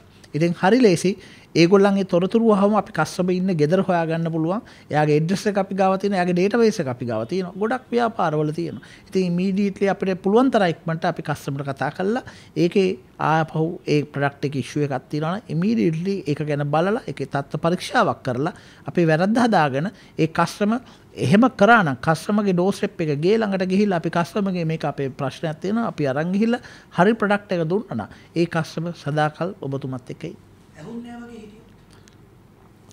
හැබැයි මම හිතන්නේ ව්‍යාපාර ලෝකේ සාර්ථක ව්‍යාපාරිකෝ කවදාවත් ඇහුන්නේ වගේ ඉන්නේ. ඒ ව්‍යාපාරිකෝ අනිවාර්යයෙන්ම කස්ටමර් ළඟට ගිහිල්ලා gift pack එකක් දීලා වෙන ප්‍රොමෝෂන් එකක් දීලා සාමාන්‍යයෙන් ඩිස්කවුන්ට් එකක් දෙනවා ඔබතුමාට මාස 3ක මම ඩිස්කවුන්ට් එකක් දෙන්න එන්න කියලා. හැබැයි ඒ පාරිභෝගිකයා හැමදාම වෙන ඒවා තමයි ව්‍යවසායකයේ විය යුතු දේවල්. දැන් මෙතනදී කියවුණා මේ කොහොමද මේ කස්ටමර් බේස් එකක් හදාගන්නේ කියලා. ඒගොල්ලන්ගේ තොරතුරු එකතු කරන්න කියලා. දැන් මම සමහර ආයතනයකට ගියාම මේ මගේ අතිශය පෞද්ගලික අත්දැකීමක්. මගේ දුරකථන අංකය ඉල්ලනවා. ඊට පස්සේ මගේ නම කියලා කතා කරනවා. ඒ අවස්ථාවේම මට ටිකක් වෙන ප්‍රසාදයක් ඇති වෙනවා. ඒක මම ලැබු පෞද්ගලික අත්දැකීම. මේක තව කෙනෙක්ට වෙන්න පුළුවන් නේ. කස්ටමර් බේස් එකක තියෙන වැදගත්කම මොකක්ද? මේ තොරතුරු එකතු කර ගැනීමේ තියෙන වැදගත්කම මොකක්ද? ඔය මම කිව්වේ එකක්. තව එහෙම තියෙනවද? අවස්ථා තියෙනවා. උදාහරණයක් ඇටියට ඔය දුරකථන අංකය සහ ඒ තොරතුරු ලබාගෙන සමහරවිට ඒ ගණදෙනුකරුගේ උපන්දිනයට අපිට ගණදෙනුකරු සුබ පතන්න පුළුවන් නම් ඒ ගණදෙනුකරු කිසිදාක බලාපොරොත්තු වෙන්නේ නැති වෙන්න පුළුවන්. සමහරවිට මේ ආයතනයෙන් මට මගේ උපන්දිනයට සුබ පැතුමක් ලැබෙයි කියලා. මොකද අපි උදාහරණයක් ඇටියට අපි හිතමු අපි යම් කිසි තැනකට ගිහිල්ලා අපේ ඩෙන්ටිටි කාඩ් නම්බර් එක දෙනවා. යම් කිසි ආයතනයකට ගිහිල්ලා අපි ඩෙන්ටිටි කාඩ් නම්බර සහ ටෙලිෆෝන් නම්බර එක විතරයි දුන්නේ. නමුත් මේ ඩෙන්ටිටි කාඩ් නම්බර එකෙන් උපන්දිනය හොයාගෙන මේ උපන්දිනයට සුබවතුමක් එක් කරනවා. මේ වගේ දේවල් තුලින් ගණදෙනුකරු බලාපොරොත්තු වුණාටත් වඩා ඉහළ සතුටටපත් කිරීමට අපිට අවස්ථාව ලැබෙනවා. ඒ වගේම තමයි යම් රිවෝඩ්ස් දෙනකොට නිතර තමන්ගේ ආයතනයට පැමිණෙන ගණදෙනුකරුවන් කවුද කියලා හොයලා බලලා ඒ රිවෝඩ්ස් දීමේදී අරගොල්ලන් ලෝයල් කස්ටමර්ස්ලා හැටියට සලකලා ලෝයල්ටි පොයින්ට්ස් දෙනවා. එහෙම නැත්නම් රිවෝඩ්ස් පොයින්ට්ස් දෙනවා. මෙන්න මේ වගේ දේවල් කරන්න පුළුවන්. ඉතින් ඇත්තටම ගණදෙනුකාර පදනම පිළිබඳ ඩේටාබේස් එකක් දත්ත පවත්වා ගැනීම තුළින් ඉතාමත් විශාල ලෙස ගණදෙනුකරුවන් ආකර්ෂණය කර ගැනීමේ ක්‍රම අත්හදා බලන්න පුළුවන්. හැබැයි සමහර විට චින්තක පෙරේරා මහත්මයා මේ පාරිභෝගිකයන්ගෙන් ලැබෙන දුරකථන ඇමතුම හෝ ඊමේල් පණිවිඩය SMS පණිවිඩය කෙනෙක් හිතන්නේ කරදරයක් කියලා. ඒ නිසා මේ දුරකථන අංකේ දානවා සමහරට වැඩ කරන්නේ නැති එකක්. ඒක කරදරයක්ද? ඒකට කොහොමද අපි ප්‍රතිචාර දැක්විය යුත්තේ? ඇත්තටම දිශාන් එහෙම ආයතන හරි ව්‍යාපාරිකයෝ බොහෝම අතලොස්සන්. ඒගොල්ලෝ මම හිතන්නේ සාර්ථක ව්‍යාපාරිකයොත් නෙමෙයි. ඒකින්ද අපි අපේ එන අලුත් ව්‍යවසායිකයෝ ගැන ඒ විදිහට හිතන්නත් හොඳ නැහැ. අපි හැබැයි මෙහෙම හිතන්නකෝ. දැන් මම කිසියම් සේවාවක් සපයන්න. අපි හිතමුකෝ අධ්‍යාපනික සේවාවක් කියලා. ඇඩ්වර්ටයිස් කරනවා. ඕකේ මම මගේ හොට්ලයින් එකක් දානවා. පැයක් ඇතුළත 50ක් කතා කරනවා. හැබැයි ඒකෙන් ප්‍රොඩක්ටිව් කෝල් එන්නේ එකයි නැත්නම් දෙකයි. ඒත් බිස්නස් එකකට පෙරලෙන්නේ නැහැ. එපා වෙනවානේ. හැබැයි දිශාන් එහෙම හිතන්න හොඳ නැහැ. අපි දැන් ඔබතුමා කියපු දෙවර්ගයේම අනුව මම හිතන්නේ අපේ ඉන්න කාර්ය මණ්ඩලය අපි ට්‍රේන් කරන්න එහෙම ප්‍රශ්නයක් ඇති වුණොත් මොන හරි ඉන්ක්වයරි එකක් આવොත් අපි කියන තොරතුරු විමසුවොත් ඒකට පෙරලා උත්තර දෙන්න ඕනේ. කොච්චර කාර්යබාර වුණත් අපි ටක් ගාලා කන්ටැක්ට් එක ගන්න ඕනේ. අපි නම්බර් එකක් දැම්මම නම් කවුරු හරි කෝල් කරන්න පුළුවන් ඕනම වෙලාවක. ඉතින් ඒක ලෑස්ති වෙලා ඒකට අලුත් අපි රිසෙප්ෂන් කෙනෙක් නැත්තම් වෙනම නිලධාරියෙක් පත් කරලා එයාව ගොඩක් ට්‍රේන් කරන්න ඕනේ. අපි එන නිලධාරියව මොන ප්‍රශ්නයවත් කතා කරලා hina වෙලා ප්‍රශ්නේ හැන්ඩල් කරගන්න පුළුවන්. ඒකට උත්තරයක් දෙන්න පුළුවන්. ඉතින් මම හිතන්නේ ඒක තමයි හොඳම දේ. හොඳම දේ මොකක්ද? අපි තවත් කතා කරමු. හැබැයි ඊට කලින් අපි සූදානම් වෙන්න විරාමයකට යන්න. මේ නිමල් එළවලු සහ පළතුරු ව්‍යාපාරිකයෙක්. ශානිකා බතික් රෙදිපිලි ව්‍යාපාරිකාවක්. මහේන්ද්‍ර කුළුබඩු අපනයන ව්‍යාපාරයක් කරනවා. මේ තුන් දෙනාම තමන්ගේ ව්‍යාපාර ලෝකයට ගෙනියන්න විශ්වාස කරේ එකම තැනක්. ඒ ලංකා බැංකුව. අවම ලියකියවිලි, ජාත්‍යන්තර ගෙවීම් පිළිබඳ විශේෂඥ උපදෙස්, කාර්යක්ෂම සහ කඩිනම් බැංකු පහසුකම් සමගින් අපනයන වෙළඳපොළ සම්බන්ධීකරණ සේවා, ආකර්ශනීය පොලි සහ විනිමය අනුපාතද ඇතුළුව සියලුම මූල්‍ය සහ මූල්‍ය නොවන අපනයන සේවා දැන් එකම වහලක් යට. BOC Export Circle Lanka බැංකුවෙන්. ව්‍යවසායකයන් බලගන්වන ජාතික මෙහෙයුම යටතේ ජාතිය නාලිකාව net FM රේඩියෝවත් ජාතිය මහා පහන් ටැඹ ලංකා බැංකුවත් එක්ව අද net FM unlimited කනපිට සංවාද සභාවේදී අපි සංවාද කරමින් සිටින්නේ ශ්‍රී ලංකා අලෙවිකරණ ආයතනයේ උපසභාපති ඉසව් චින්තක පෙරේරා මහත්මයාත් ඒ වගේම ලංකා බැංකුවේ සහකාර මහා කළමනාකාර බස්නාහිර උතුර සුදාත ලියනගේ මහත්මයාත් සමග වෙළඳපොළ නිවැරදිව හඳුනගන්නේ කොහොමද? ඒ හඳුනගන්න වෙළඳපොළ ජයගන්නේ කොහොමද කියලා අපි කතා කරන්නේ. දැන් මේ දක්වා කරපු සංවාදයේදී චින්තක පෙරේරා මහත්මයා අපි වෙළඳපොළ හඳුනගන්නේ කොහොමද? ඒ හඳුනගන්න වෙළඳපොළ දිනා කොහොමද කියන මාතෘකාව යටතේ යම් කරුණු සමූහයක් කතා කළා. හැබැයි ඔය ඔක්කොමත් කරලා අපි යම් නිෂ්පාදනයක් අරගෙන අපි හඳුනාගත්තු වෙළඳපොළ කරා යනවා.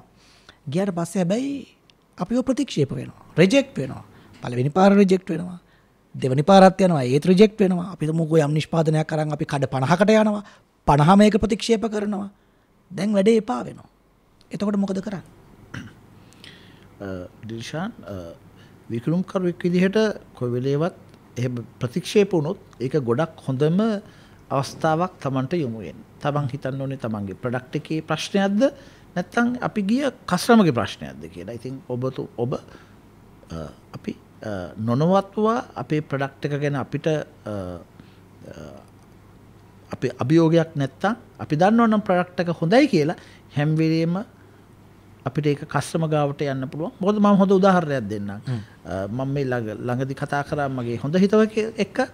එතුමා මේ ජාත්‍යන්තරයට ගොඩක් ප්‍රොඩක්ට්ස් යවනවා. ඉතින් මුල් කාලේ හැම වෙලෙම රිජෙක්ෂන්ස් ප්‍රොඩක්ට්ස් එවනවලු. හැබැයි දිගටම කස්ටමර්ස්ලට කතා කරලා පොඩි ප්‍රමාණයෙන් යවලා අද මහා ව්‍යාපාරිකයෙක්. ඔහු කුළුබඩු යවන්නේ. ඉතින් ලෝකේ හැම යුරෝප් රටකටම ඒ ප්‍රොඩක්ට්ස් එක යවනවා. ගොඩක් සුපර් මාකට්ස් වලට ඒ ප්‍රොඩක්ට්ස් යන්නේ. හැබැයි රෝ මැටීරියල්ස් යවන්නේ වෙන බ්‍රෑන්ඩ් නමක් වදිනවා. හැබැයි මෙතුමාගේ ආයතනයෙන් හැබැයි මුල් කාලේ ගත්තොත් මට කිව්වා ගොඩක් රිජෙක්ෂන් පාඩු කන්ටේනර් පෙට්ටි පිටින් ආපහු ආවා. හැබැයි එතුමා ගොඩක් වෙලාවට ජයග්‍රහණය කරා. ඉතින් මම හිතන්නේ ඔන්ටර්ප්‍රනර් කෙනෙක් වෙන හිතන මනුස්ස හැම පුද්ගලෙක් ගාවම අභියෝග වලට මුහුණ දීමේ ශක්තිය තියෙනවා. හරි අභියෝග වලට මුහුණ දෙනවා. වැටෙන්නේ නැහැ. තවදුරටත් නිෂ්පාදනය කරනවා. හැබැයි මුල් නිෂ්පාදනය මත ඒ විදිහටම පිටා සිටීම හරිද? දිගින් දිගටම රිජෙක්ට් වෙනකොට අපි අපේ නිෂ්පාදනය යම් වෙනසක් කරන්න ඕනේ නැද්ද? එහෙම නැත්නම් අපේ ස්ට්‍රැටජිස් වල යම් වෙනසක් කරන්න ඕනේ නැද්ද? කොහොමද මේ තත්ත්වයන්ට ඔය අභියෝගයට මුහුණ දෙන්නේ කොහොමද? අනිවාර්යයෙන්ම මම හිතනවා එහෙම රිජෙක්ෂන්ස් ආවන තමන්ගේ කස්ටමර් ඉන්ක්වයරිස් අනිවාර්යයෙන්ම අපි ජාත්‍යන්තරයට අපි ලෝකල් වෙළඳපොළට යවනවා නම් කස්ටමර් ඉන්ක්වයරිස් එනවා. ප්‍රොඩක්ට් එක ගැන අපිට පොඩි රැන්ඩම්ලි හොයන්න පුළුවන්. අපිට මේක මොකක්ද වෙන්නේ කියලා අපේ ඉන්න කස්ටමර්ස්ලාගෙන් අපේ ඉන්න පාරිභෝගිකයන්ගෙන් නැත්නම් අපේ නියෝජිතවරුන්ගෙන් අහන්න පුළුවන් හේතුව. එහෙම කිව්වොත් අපි අනිවාර්යයෙන්ම ප්‍රොඩක්ට් චේන්ජස් කරන්න ඕනේ. ඒකත් එක්ක මම හිතන්නේ ඒ කරන ගමන්ම අපේ ඉන්න සේවකයන්ව අපි බලන්න ඕනේ සේවකයන්ගේ නොලෙජ් එක කොහෙද? ඒගොල්ලෝ මොනවද කරන්නේ? හරි නොලෙජබල් ඉන්න කට්ටියක්ද ඉන්නේ? ඒගොල්ලන් ඒක නැත්තම් අපි ඒගොල්ලන්ව ඒ තැනට ට්‍රේන් කරලා ඒගොල්ලෝ ට්‍රේන් කරාම ඒ ක්වොලිටි ඉම්ප්‍රූව් වෙයි. ඒගොල්ලෝ වෙන අදහස් දෙයි. මෙහෙම නෙමෙයි අපි මෙහෙම කරමු. මේ පැකින් එක නෙමෙයි මේක පොඩ්ඩක් වෙනස් කරන්න ඕනේ. ඒ වගේ ගොඩක් උපදේශ ඒගොල්ලෝ හිතන විදිය අපිට කියයි. ඒ වගේම දැන් අපි වෙළඳපොළක් හඳුනා ගන්නවානේ. අපි ආරම්භයේදී හඳුනගන්න වෙළඳ පොළද අවුරුදු 5ක් 10ක් 15ක් 20ක් ගියත් අපේ වෙළඳ පොළ. එහෙම නැත්නම් අපි වෙළඳ පොළත් අප්ග්‍රේඩ් කරන්න ඕනද? වෙළඳ පොළ අලුතෙන් හිතන්න ඕනද?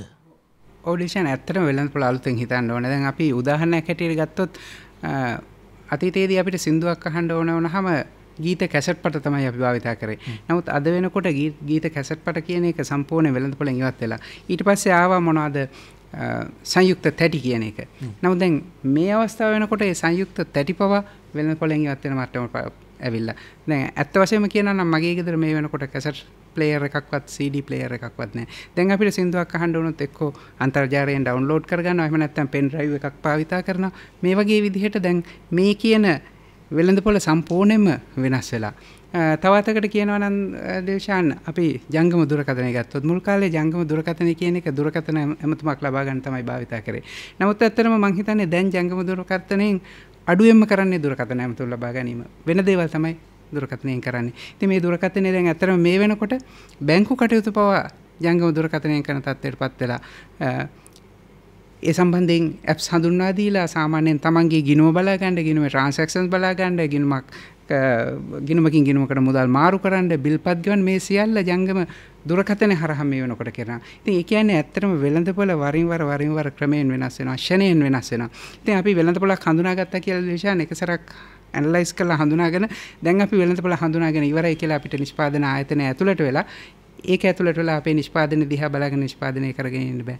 වෙළඳ පොලේ වෙන වෙනස්කම් නිරන්තර අවධානයෙන් ඉඳමින් ඒ සඳහා ප්‍රතිචාර දක්වන්න ඕනේ. නිෂ්පාදනයේ යම් වෙනස්කම් කරන්නත් වෙයි. ඊට ගැළපෙන ආකාරයෙන් නිෂ්පාදනයේ වෙනස්කම් කරන්න වෙනවා. සහ සමහර විට දැන් වෙළඳ පොලේ අපි කරන්නේ ගනුදෙනුවක්නේ. ඒතර මේ ගනුදෙනුව සඳහා වන මාදිලිත් අපිට වෙනස් කරන්න වෙයි. දැන් ඔබතුමා ජංගම දුරකථනය වෙනස් වුණේ කොහොමද කියලා කිව්වනේ. එතකොට දැන් ගෙවීම් ක්‍රමත් වෙනස් වෙලානේ. තවදුරටත් අපි රුපියල් 7 වලින්ම නෙවෙයිනේ ගනුදෙනු කරන්නේ නේ. එතකොට සමහරට මෙන්න මෙතනදී බැංකුවකට ලොකු උදව් කරන්න පුළුවන්. ඔව් ඇත්තටම ඩිවිෂන් දැන් මේ ඊයේ පෙරේදා මම රෙදිපිලි ව්‍යාපාරිකයෙක් හමු වෙන්න ගියා. ඔහුගේ ව්‍යාපාරය බලන්න. මං ගිහිල්ලා ඇහුවා කොවිඩ් කාලේ ඔබේ ව්‍යාපාර කටයුතු අඩපණ වෙන්න ඇති නේද කියලා.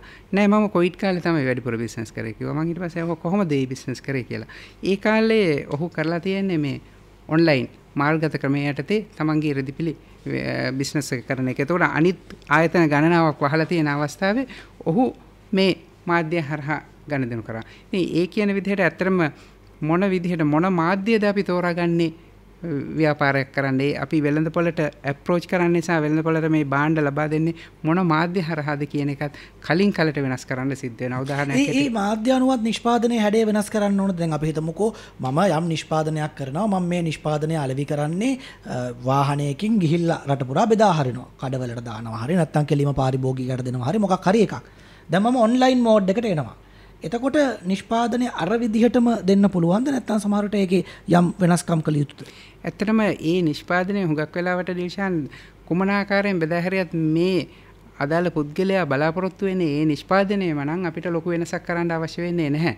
නමුත් සමහර ලාවට දැන් මේ ඔන්ලයින් එහෙම නැත්නම් මාර්ගගත ක්‍රමය හරහා ඉල්ලන පුද්ගලයා සහ අපි ගිහින් බෙදා හරිනකොට ඉල්ලුම් කරන පුද්ගලයා අතර ඒ පුද්ගලයන්ගේ ආකල්පවල ඒගොල්ලන්ගේ බිහේවියරල් වෙනස්කම් තියෙනවා. ඒවත් එක්ක සමහර ලාවට අර පුද්ගලයාට ගැළපෙන ආකාරයට වඩා වෙනස් ආකාරයට මේ පුද්ගලයාට ගැළපෙන විදිහට භාණ්ඩයේ යම්කිසි වෙනසක් කරන්න සිද්ධ වෙන්න පුළුවන්. දැන් මේ භාණ්ඩය වෙනස් කරන්න ඕනද කියන ප්‍රශ්නේදී චේන්දක පෙරේරා මහත්මයා දැන් මෙහෙම හිතන්න. මගේ සීයා බේකරියක් කළා. සීයා පාන් හැදුවා. තාත්තත් හැදුවේ පාන්. ඒ නිසා මාත් පාන්ම හදනවා. එහෙමද? එහෙම නැත්නම් තව මොනවා හරි දේවල් කරන්න ඕනද? අනිවාර්යෙන්ම මම හිතන්නේ මෙතුමා කී අපේ උපමහා කළමනාකාරතුමා කිව්ව විදිහටම අපි වෙනස් වෙන්න ඕනේ. සීයා පාන් කරා නම් තාත්තා කරා නම් මම පාන් බිස්නස් එකේ මම යන්න ඕනේ. මම ඩයිසිෆයි කරන්න ඕනේ. මම ඉන්න ඕනේ රෙස්ටොරන්ට් බිස්නස් එක. මම ඉන්න හොටෙල් චේන් එකක. මම ඉන්න ඕනේ රෙස්ටොරන්ට් මේ අවුට්ලට් චේන් එකක. ඒ වගේ තමයි ඉන්න ඕනේ. එතෙන්ට අපි සැලසුම් හදාගන්නේ කොහොමද? සමහර වෙලාවට මම අර සීයා කරපු දේ තාත්තා කරපු දේම කරන් ඉන්නවා. ඔය අලුත් දේවල් කරන්න ගිහිල්ලා මේ තියෙන නම කැත කරගන්න ඕනේ නැහැ කියලා හිතෙනවා. එහෙම නැත්නම් ඕකේ පොඩි රිස්ක් එකක් තියෙනවා. ඒ නිසා මේ තියෙන ටික කරගෙන මම මගේ සේෆ් සයිඩ් එකේ ඉන්නවා කියලා සමහර කෙනෙක් හිතනවා. එහෙම නැතුව ඊළඟ පියවර තියන්න කොයි වගේද හැඩ ගැහෙන්න ඕනේ? ඇත්තටම එන්ටර්ප්‍රෙනර් කෙනෙක් කියන්නේ රිස්ක් එකක් ගන්න එක්කනේ. රිස්ක් එකක් ගත්ත ගමන්ම තමගේ ප්‍රොෆිටබිලිටි එක වැඩි වෙනවා. ඒක තමයි අපි මාකටිං කොන්සෙප්ට් එකේ අපි කියන්නේ රිස්ක් එක නම් ගොඩක් වෙලාවට රිස්ක් ගන්න ගොඩක් අයගේ ප්‍රොෆිටබිලිටි එක වැඩි. හැබැයි එහෙම රිස්ක් එකක් ගන්නවා කියලා ඒක මෝඩ රිස්ක් එකක් අරගෙන හරියන්නේ නැහැ නේ. දැන් වාහන වේගයෙන් යන පාරක ඕන තැනකින් පාර පැනලා හරියන්නේ නැහැ නේ මම රිස්ක් එක ගන්නවා කියලා. ඒකට යම් ප්‍රිකෝෂන්ස් ටිකක් යම් ආරක්ෂක පියවරයන් ටිකක් ගන්න එපයි. මම රිස්ක් එක ගන්නත් ඕනේ. ඒ ගැන පොඩි තක්සේරුවක් එක්ක අපි කැල්කියුලේටඩ් රිස්ක් කියලා ඔක ඉංග්‍රීසියෙන් කියන්නේ. කොහොමද ඒක ගණන් හදාගන්නේ? අනිවාර්යයෙන්ම ඔබතුමා කිව්වා වගේම මේ වගේ ව්‍යාපාරික ලෝකේ අලුත් තාක්ෂණයත් එක්ක යද්දී අපි ගොඩක් දේවල් ඉගෙන ගන්න ඕනේ. අපි ලෝක අපිට එක්ස්පීරියන්ස් එක ගන්න ඕනේ. ලෝකෙ මොනවද වෙන්නේ? ඒකට ගොඩක් අධ්‍යාපන ක්‍රම තියෙනවා. අපි ගත්තොත් අපි ස්ලිම් ආයතනය ගත්තොත් ස්ලිම් ආයතනයේ පාඨමාලා ගොඩක් තියෙනවා මේ සම්බන්ධව. ඉතින් ඒවා ගොඩක් අයට කරන්න පුළුවන් තමන්ගේ බේසික් සර්ටිෆිකේට් ලෙවල් එකේ ඉඳන් පෝස්ට් ග්‍රැජුවේට් ලෙවල් එක එතන ඉඳන් එන්ටර්ප්‍රෙනර්ෂිප් ප්‍රෝග්‍රෑම්ස් මාස්ටර් ප්‍රෝග්‍රෑම්ස් ඒවට. ඉතින් මම හිතන්නේ හැම වෙලෙම මේ ව්‍යාපාරිකයෙක් කියන්නේ තමන්ගේ රිච්නස් එක හදනවා කියන්නේ තමන්ගේ අධ්‍යාපන මට්ටම වැඩි කරගන්න ඕනේ. ගොඩක් අධ්‍යාපන මට්ටම වැඩි කරගත්තොත් තමන්ගේ ආයතනය ගොඩක් සාර්ථක කරගන්න. ඇයි මං එහෙම කියන්නේ? ගොඩක් ලෝකේ වෙන ක්‍රම හොයාගනි. මෙතුමා කිව්වා වගේ ෆෝන් එක කොහොමද උනේ? දැන් අපි ගත්ත ලෝකෙකට Netflix ඇවිල්ලා තියෙනවා. Uber වගේ concept ඇවිල්ලා තියෙනවා. ඒවා develop උනේ මිනිස්සු ඉගෙනගෙන හිතපු විදිහට. හිතපු විදිහින්ද තමයි තමන්ගේ ආයතනය වෙනස් ආකාරයට diversify කරලා ගොඩක් business වලට ගිහින්. දැන් එහෙම හිතන මිනිස්සු එක රැයකින් හදන්න බෑනේ. ඒක මේ දිගු කාලීන වැඩක්. සමහර විට ඒක පටන් ගන්න ඕනේ ගෙදරින්. ඒක පටන් ගන්න ඕනේ ඉස්කෝලෙන්. අපේ සිස්ටම් එක ඒකට උදව් කරනවාද? සපෝටිව්ද? එහෙම නැත්නම් අපේ සිස්ටම් එකේ යම් වෙනස්කම් සිදු වෙන්න ඕනද මේ රට අපේක්ෂා කරන ව්‍යවසායකයන් හැදීම සඳහා? ඇත්තටම ඩිෂන් ගත්තොත් අපේ අධ්‍යාපනයේ කාලේ අපි ඉගෙන ගන්න කාලේ ව්‍යවසායකත්වය කියන එකේ අධ්‍යාපන ක්‍රමයක් තිබ්බේ නැහැ. හැබැයි දැන් අලුත් අධ්‍යාපන ගොඩක් විශ්වවිද්‍යාලවල එන්ටර්ප්‍රෙනර්ෂිප්ස් කියලා ව්‍යවසායකත්වය කියලා පාඨමාලා තියෙනවා. ගොඩක් එන්ටර්ප්‍රෙනර්ෂිප්ස් ප්‍රෝග්‍රෑම්ස් තියෙනවා. ගොඩක් ප්‍රෝග්‍රෑම්ස් යනවා. එක ප්‍රෝග්‍රෑම්ස් යනවා. ට්‍රේනින් ප්‍රෝග්‍රෑම්ස් යනවා. නොලෙජ් ෂෙයාරින් ප්‍රෝග්‍රෑම්ස් යනවා. ඒවා ගොඩක් හොඳයි. ඒවා තව ටිකක් දියුණු වෙන්න ඕනේ. ඒවට රාජ්‍ය මට්ටමින් සහයෝගයක් හම් වෙන්න ඕනේ. ඒකත් එක්කම අපි මාකටිං ෆැටර්නිටි එක වෙලා අපි ධෛර්යමත් කරන්න ඕනේ අපේ ඉන්න ව්‍යාපාරිකයන්ව එතෙන්ට ගේන්න. ඉතින් අපෙන් උදව් ඉල්ලුවොත් අපි අනිවාර්යයෙන්ම උත්සාහවන්ත වෙනවා ඒගොල්ලන්ට රිසර්ච් කරන්න, මාකට් ඇනලිසිස් කරන්න, ඉන්ටර්නැෂනල් ග්ලෝබල් ඇනලිසිස් කරන්න. ප්‍රොජෙක්ට් රිපෝට් නම් අපේ වගේ ආයතන වලින් ගොඩක් උදව් කරයි. කිසිම අපේ වගේ ආයතන කෙනකින් ඔබතුමා අදහස් කරන්නේ ස්ලිම් ආයතන. ස්ලිම් ආයතනේ ශ්‍රී ලංකාව අලෙවි කරන ආයතනේ. ඒ වගේ නැත්තම් මං හිතනවා රටේ ඕනම ආයතනයක් විශේෂයෙන්ම අපි වගේම මූල්‍ය ආයතන මෙතුමාගේ ආයතනේ ගොඩක් දේවල් කරයි. ඉතින් කවුරු හරි ගිහිල්ලා ඇහුවොත් අනිවාර්යයෙන්ම උදව් කරයි. අපි ඉස්සරහට යන්න ඕනේ. කාටවත් අහන්න නෙමෙයි. අපි කියනෝනේ අපි ගාව මේවා තියෙනවා. එතකොට අපි ඒක හැදුවනම් පුංචි ළමයාගේ ඉඳන් මම බලාපොරොත්තු වෙන්නේ අපි ව්‍යවසායකයෙක් කරන්න ඕනේ අපේ ඉන්න අවුරුදු 5න් ඉස්කෝලේ යන එකේ පන්තියේ ඉන්න දරුවාගේ මොළය එයාගේ මයින්ඩ්සෙට් එක හදන්න ඕනේ. ඔයා එන්ටර්ප්‍රෙනර් කෙනෙක්. ඔයාට තනියම තමයි කරන්න පුළුවන්. ඒක හදපු දවසට අපි රටක් වශයෙන් ඉදිරියට යනවා. මොනවද ලංකා බැංකුවෙන් ලැබෙන උදව් එහෙම අයට? ඇත්තටම දේශන මම මුලින් කිව්වා වගේ ලංකා බැංකුව අර ශුද්‍ර මට්ටමේ ඉඳන් මහා පරිමාණ මට්ටම දක්වාම මේ ව්‍යාපාරිකයන්ට අත්වල සපයනවා. ඉතින් අපි ඈත පිටිසර ගම්දනව්වල මූල්‍ය සාක්ෂරතාවය අතින් ඇත්තටම බිඳුව මට්ටමේ ඉන්න ජනතාව කියන්න පුළුවන්.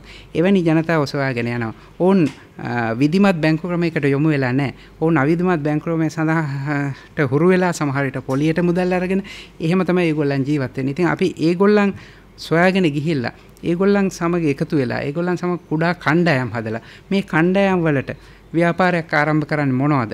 කොහොමද? ව්‍යාපාරයක් ආරම්භ කරන්න තියෙන්න ඕන දැනුම මොනවද? සුළු වශයෙන් පොත් ලැබීමක් කරගන්නේ ගණන් හිලව් තියාගන්නේ කොහොමද? මේ වගේ දේවල් උගන්වලා ආරම්භක මට්ටමේ ඉඳන්ම ව්‍යවසායකයන් බිහි කිරීම ඩිවිෂන් අපි කරනවා. ඉතින් මේක BOC මිතුරු කියන නමින් තමයි අපි බ්‍රෑන්ඩ් කරලා තියෙන්නේ. මේ බ්‍රෑන්ඩ් එක හරහා අපි ආරම්භක මට්ටමේම ව්‍යවසායකයන් ගොඩනැගීම සිද්ධ කරනවා. ඒ වගේම තමයි සුළු හා මධ්‍ය පරිමාණ මට්ටමට ආපුවම මේ සුළු හා මධ්‍ය පරිමාණ මට්ටමේ ව්‍යවසායකයන්ට අවශ්‍ය උපදෙස් ලබා දීම සඳහා පුහුණු පාඨමාලා වැඩමුළු අපි සංවිධානය කරනවා. ඒ සඳහා අපේ ලංකා බැංකුවේ වෙනම තියෙන සංවර්ධන බැංකු කටයුතු අංශයක් සහකාර මහා කළමනාකරුවෙක් යටතේ. ඊට අමතරව අපි ඒ සඳහා විශේෂයෙන් පුහුණු වෙච්ච කාර්ය මණ්ඩලයක් ඉන්නවා. ඉතින් මේගොල්ලන් අර ගණදිනු කරුවන් ළඟට ගිහිල්ලා මේ පුහුණු කිරීම කරනවා. ඊටත් ඔබට ගිහිල්ලා අපි මහා පරිමාණ ව්‍යාපාරිකයන් ගත්තාම ඒගොල්ලන්ට මේ කියන ව්‍යවසායකත්වයේ සඳහාම විශේෂිත වූ ආයතන අපනයන සංවර්ධන මණ්ඩලය, ඒ වගේම තාක්ෂණික කර්මාන්ත සංවර්ධන මණ්ඩලය, කාර්මික සංවර්ධන මණ්ඩලය මේ වගේ ආයතනත් එක්ක එකතු වෙලා ඒගොල්ලන්ගේ විශේෂඥ දැනුම අර ව්‍යවසායකයන් වෙත ළඟා කර දීම සඳහා අවශ්‍ය අපි ගණදෙනු කරුවන් සංවිධානය කරනවා. ඒ මූල්‍ය දායකත්වය සපයනවා. මෙහෙම කළා අපි වැඩමුළු පවත්වලා ඔවුන්ගේ දැනුම වර්ධනය කරනවා. ඒ වගේම අර මම මුලින් කිව්වා වගේ මහා පරිමාණ ව්‍යාපාරිකයෙකුට උනත් මේ එක්ස්පෝර්ට් සර්කල් හරහා තමන්ගේ අපනයන කටයුතු සම්බන්ධව උපදෙස් ලබා ගන්න පුළුවන්. ඉනිත් ඔබට ගිහිල්ලා දිල්ෂාන් අපි හිතුවත් ඇත්තටම ව්‍යාපාරයක් වෙළඳපොළක් තීරණය කරාට පස්සේ මේ වෙළඳපොළ ජය ගන්න ඇත්තටම ගණදිනු කරුවෙකුට අවශ්‍ය වෙනවා තමන්ගේ භාණ්ඩයේ තත්ත්වය වර්ධනය කරන්න. ඒ වගේම අලෙවිකරණ කටයුතු වර්ධනය කරන්න. ඒ වගේම තරඟකාලීන මිලක් ලබා දෙන්න. ඉතින් මේ සියලු කටයුතු සඳහා මූල්‍ය ශක්තිය අවශ්‍ය වෙනවා. ඉතින් මේ මූල්‍ය ශක්තිය සපයන ලංකා බැංකුව මේ සියලුම මට්ටමේ ගණදෙනු කරුවන් වෙනුවෙන් ඔවුන්ට ගැළපෙන ආකාරයේ ණය යෝජනා ක්‍රම සකස් කරලා තියෙනවා. ඉතින් අපි ව්‍යවසායකයන්ට අඩු පොලියට ණය ලබා දීම තුළින් ඔවුන්ගේ පිරිවැය අඩු කරලා තරඟකාරී මිලක් වෙළඳපොළට තරඟකාරී මිලකින් තමන්ගේ භාණ්ඩය ඉදිරිපත් කරන්න අවස්ථාව සලසා දෙනවා. ඉතින් මේ වගේ කටයුතු ගණනාවක් තුළින් අපි ලංකා බැංකුව ව්‍යවසායකයන්ට ව්‍යාපාරයක් ආරම්භ කිරීමට හෝ ඉන්න තලයෙන් ඉහළට ඔසවා තබන්න අපි අත්වැල් සපයනවා. ලංකා බැංකුව ලබා දෙන මේ සහාය ලබා ගන්න කොහොමද? අපි ඒ ගැන අපේ පසුගිය වැඩසටහන වලදී තා දීර්ඝව සාකච්ඡා කළා. අපි වැඩසටහනේ අග භාගයට ආවත් තව ආවරණය කරන්න ඕනෙමයි කියලා මම හිතුණු පැත්තක් මට හිතුණා. දැන් අපි යම් නිෂ්පාදනයක් කරනවා. ඒක අපේ පාරිභෝගිකයා ළඟට අරගෙන යන්න අපි ක්‍රම හොයනවා. අපිට එක එක ක්‍රම තියෙනවානේ. කෙලින්ම මට ගිහින් පාරිභෝගිකයට අලෙවි කරන්න පුළුවන්. එහෙම නැත්නම් අතරමැදියෙකු හරහා ඔය වැඩේ කරන්න පුළුවන්. සමහරවිට ටික කාලයක් කරගෙන යනකොට මගේ ප්‍රොඩක්ට් එක සාර්ථකයි ඒක දැකලා තව කෙනෙක් කියන්න පුළුවන් මාත් විකුණලා දෙන්නද කියලා. එතකොට එයාත් තරම් විකුණලා දෙන්න පටන් ගන්නයි. සමහරවිට එයා විකුණයි ඔන්ලයින්. දැන් මේ එක එක අවස්ථාවේදී මම නියම කරන මිල එකමද? නැත්නම් මට එක එක මිල ගණන් වලට යන්න පුළුවන්ද? මම පාරිභෝගිකයට ගිහිල්ලා කෙලින්ම විකුණනකොට රුපියල් 100යි. අතරමැදියෙක් හරහා විකුණනකොට මම අතරමැදියාට කියනවා 100යි. ඔයා 110ට විකුණන්න.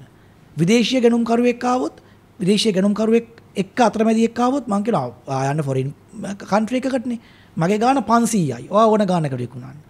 ඊළඟට ඔන්ලයින් විකුණන කෙනෙක් ආවොත් මම කියනවා 100ට දෙන්න බෑ. 200යි. දැන් මොකක්ද මගේ ක්‍රමය විය යුත්තේ? මේක හරිද නැත්නම් ඒක වැරදිද? නෑ ඇත්තටම මං හිතන්නේ අපිට එක එක ප්‍රයිසස් වලට කියන්න අමාරුයි. ඔන්ලයින් හරි අපි එකම ප්‍රයිස් එකක් කියලා. මොකද අපි වෙළඳපොළට ප්‍රවේශ වෙනවා. ප්‍රවේශ වෙනකොට මූලික අවස්ථාවේ අපිට ඒ වගේ මිල 4-5ක් තියාගන්න බෑ. හැබැයි එක මිලක් තියාගන්න ඕනේ. හැබැයි අපි ක්‍රමයෙන් අපේ ප්‍රොඩක්ට් එක අපි වෙනස් තැනකට අපි මූණුවර වෙනස් කළා. අපි ගොඩක් ඒ කියන්නේ බල්ක් සර්විස් එකක් දෙනවා. ගොඩක් බල්ක් ඒකේ ගොඩක් වේරියන්ට් තියෙනවා. ඒ වගේ වෙලාවට අපිට පුළුවන් ප්‍රයිස් එක චේන්ජ් කරන්න. මොකද අපි ඔන්ලයින් ගෙදරටම ඩිලිවර් කරනවා නම් වෙනම ප්‍රයිස් එකයි. ඒකට සර්විස් එක charge කරනවා. හැබැයි ප්‍රාථමික අවස්ථාවේ අපි බාණ්ඩ එකම වර්ගයට බාණ්ඩ මිල 5ක් වගේ තිබ්බොත් මං හිතන්නේ ඒක එච්චර ඥානවන්ත කටයුත්තක් කියලා. ඕකේ අනිත් පැත්ත තියෙනවා. ගැනුම් කරුවානුව මිල නියම කරනවා. විදමු යම් සේවා සපයන්නේ කියලා මේ වාහන රිපෙයාර් කරන කෙනෙක්. කවුද ක්ලයන්ට් කියලා බලලා තමයි ගාණ කියන්නේ. ඒක හරිද වැරදිද? ඇත්තටම එකම භාණ්ඩය හෝ සේවාව සපයලා ගැනුම් කරුවානුව එක එක මිල නියම කරන එක සුදුසුයි කියලා මං හිතන්නේ නැහැ. හැබැයි අර මුලින් කියුණානේ TG එක අනුව මිල වෙනස් කරලා කමක් නැහැ කියලා. දැන් මගේ ළඟට එනවා බෙන්ස් එකකින් කෙනෙක්. බෙන්ස් එකේ තමයි මම රිපෙයාර් කරන්නේ.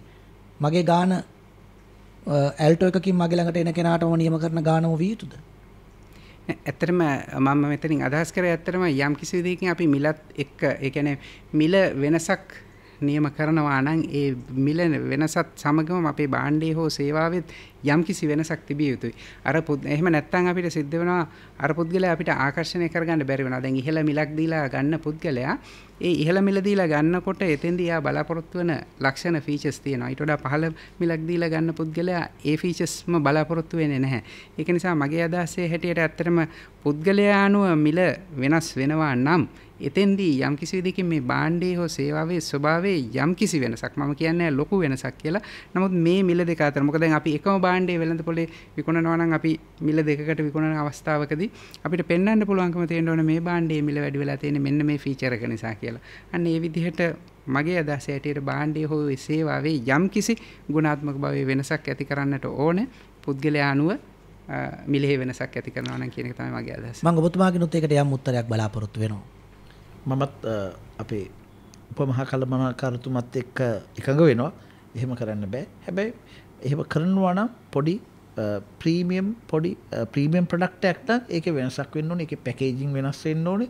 ඒකේ සම්පූර්ණ ස්වභාවය වෙනස්ලා හැබැයි එකම ක්වොලිටිය මේන්ටේන් කරන්න ඕනේ. හැබැයි ඒකට ඇඩ් කරන දේවල් සමහර විට ඔබ වැඩි ප්‍රීමියම් ප්‍රයිස් එකක් දෙනවා. ඒකේ තව 100 ml පොඩි බෝතලයක් ඒකට ලික්විඩ් දැන්න ඒක ඇඩ් කරන්න පුළුවන්. අන්න ප්‍රයිස් එක දීලා තියෙනවා.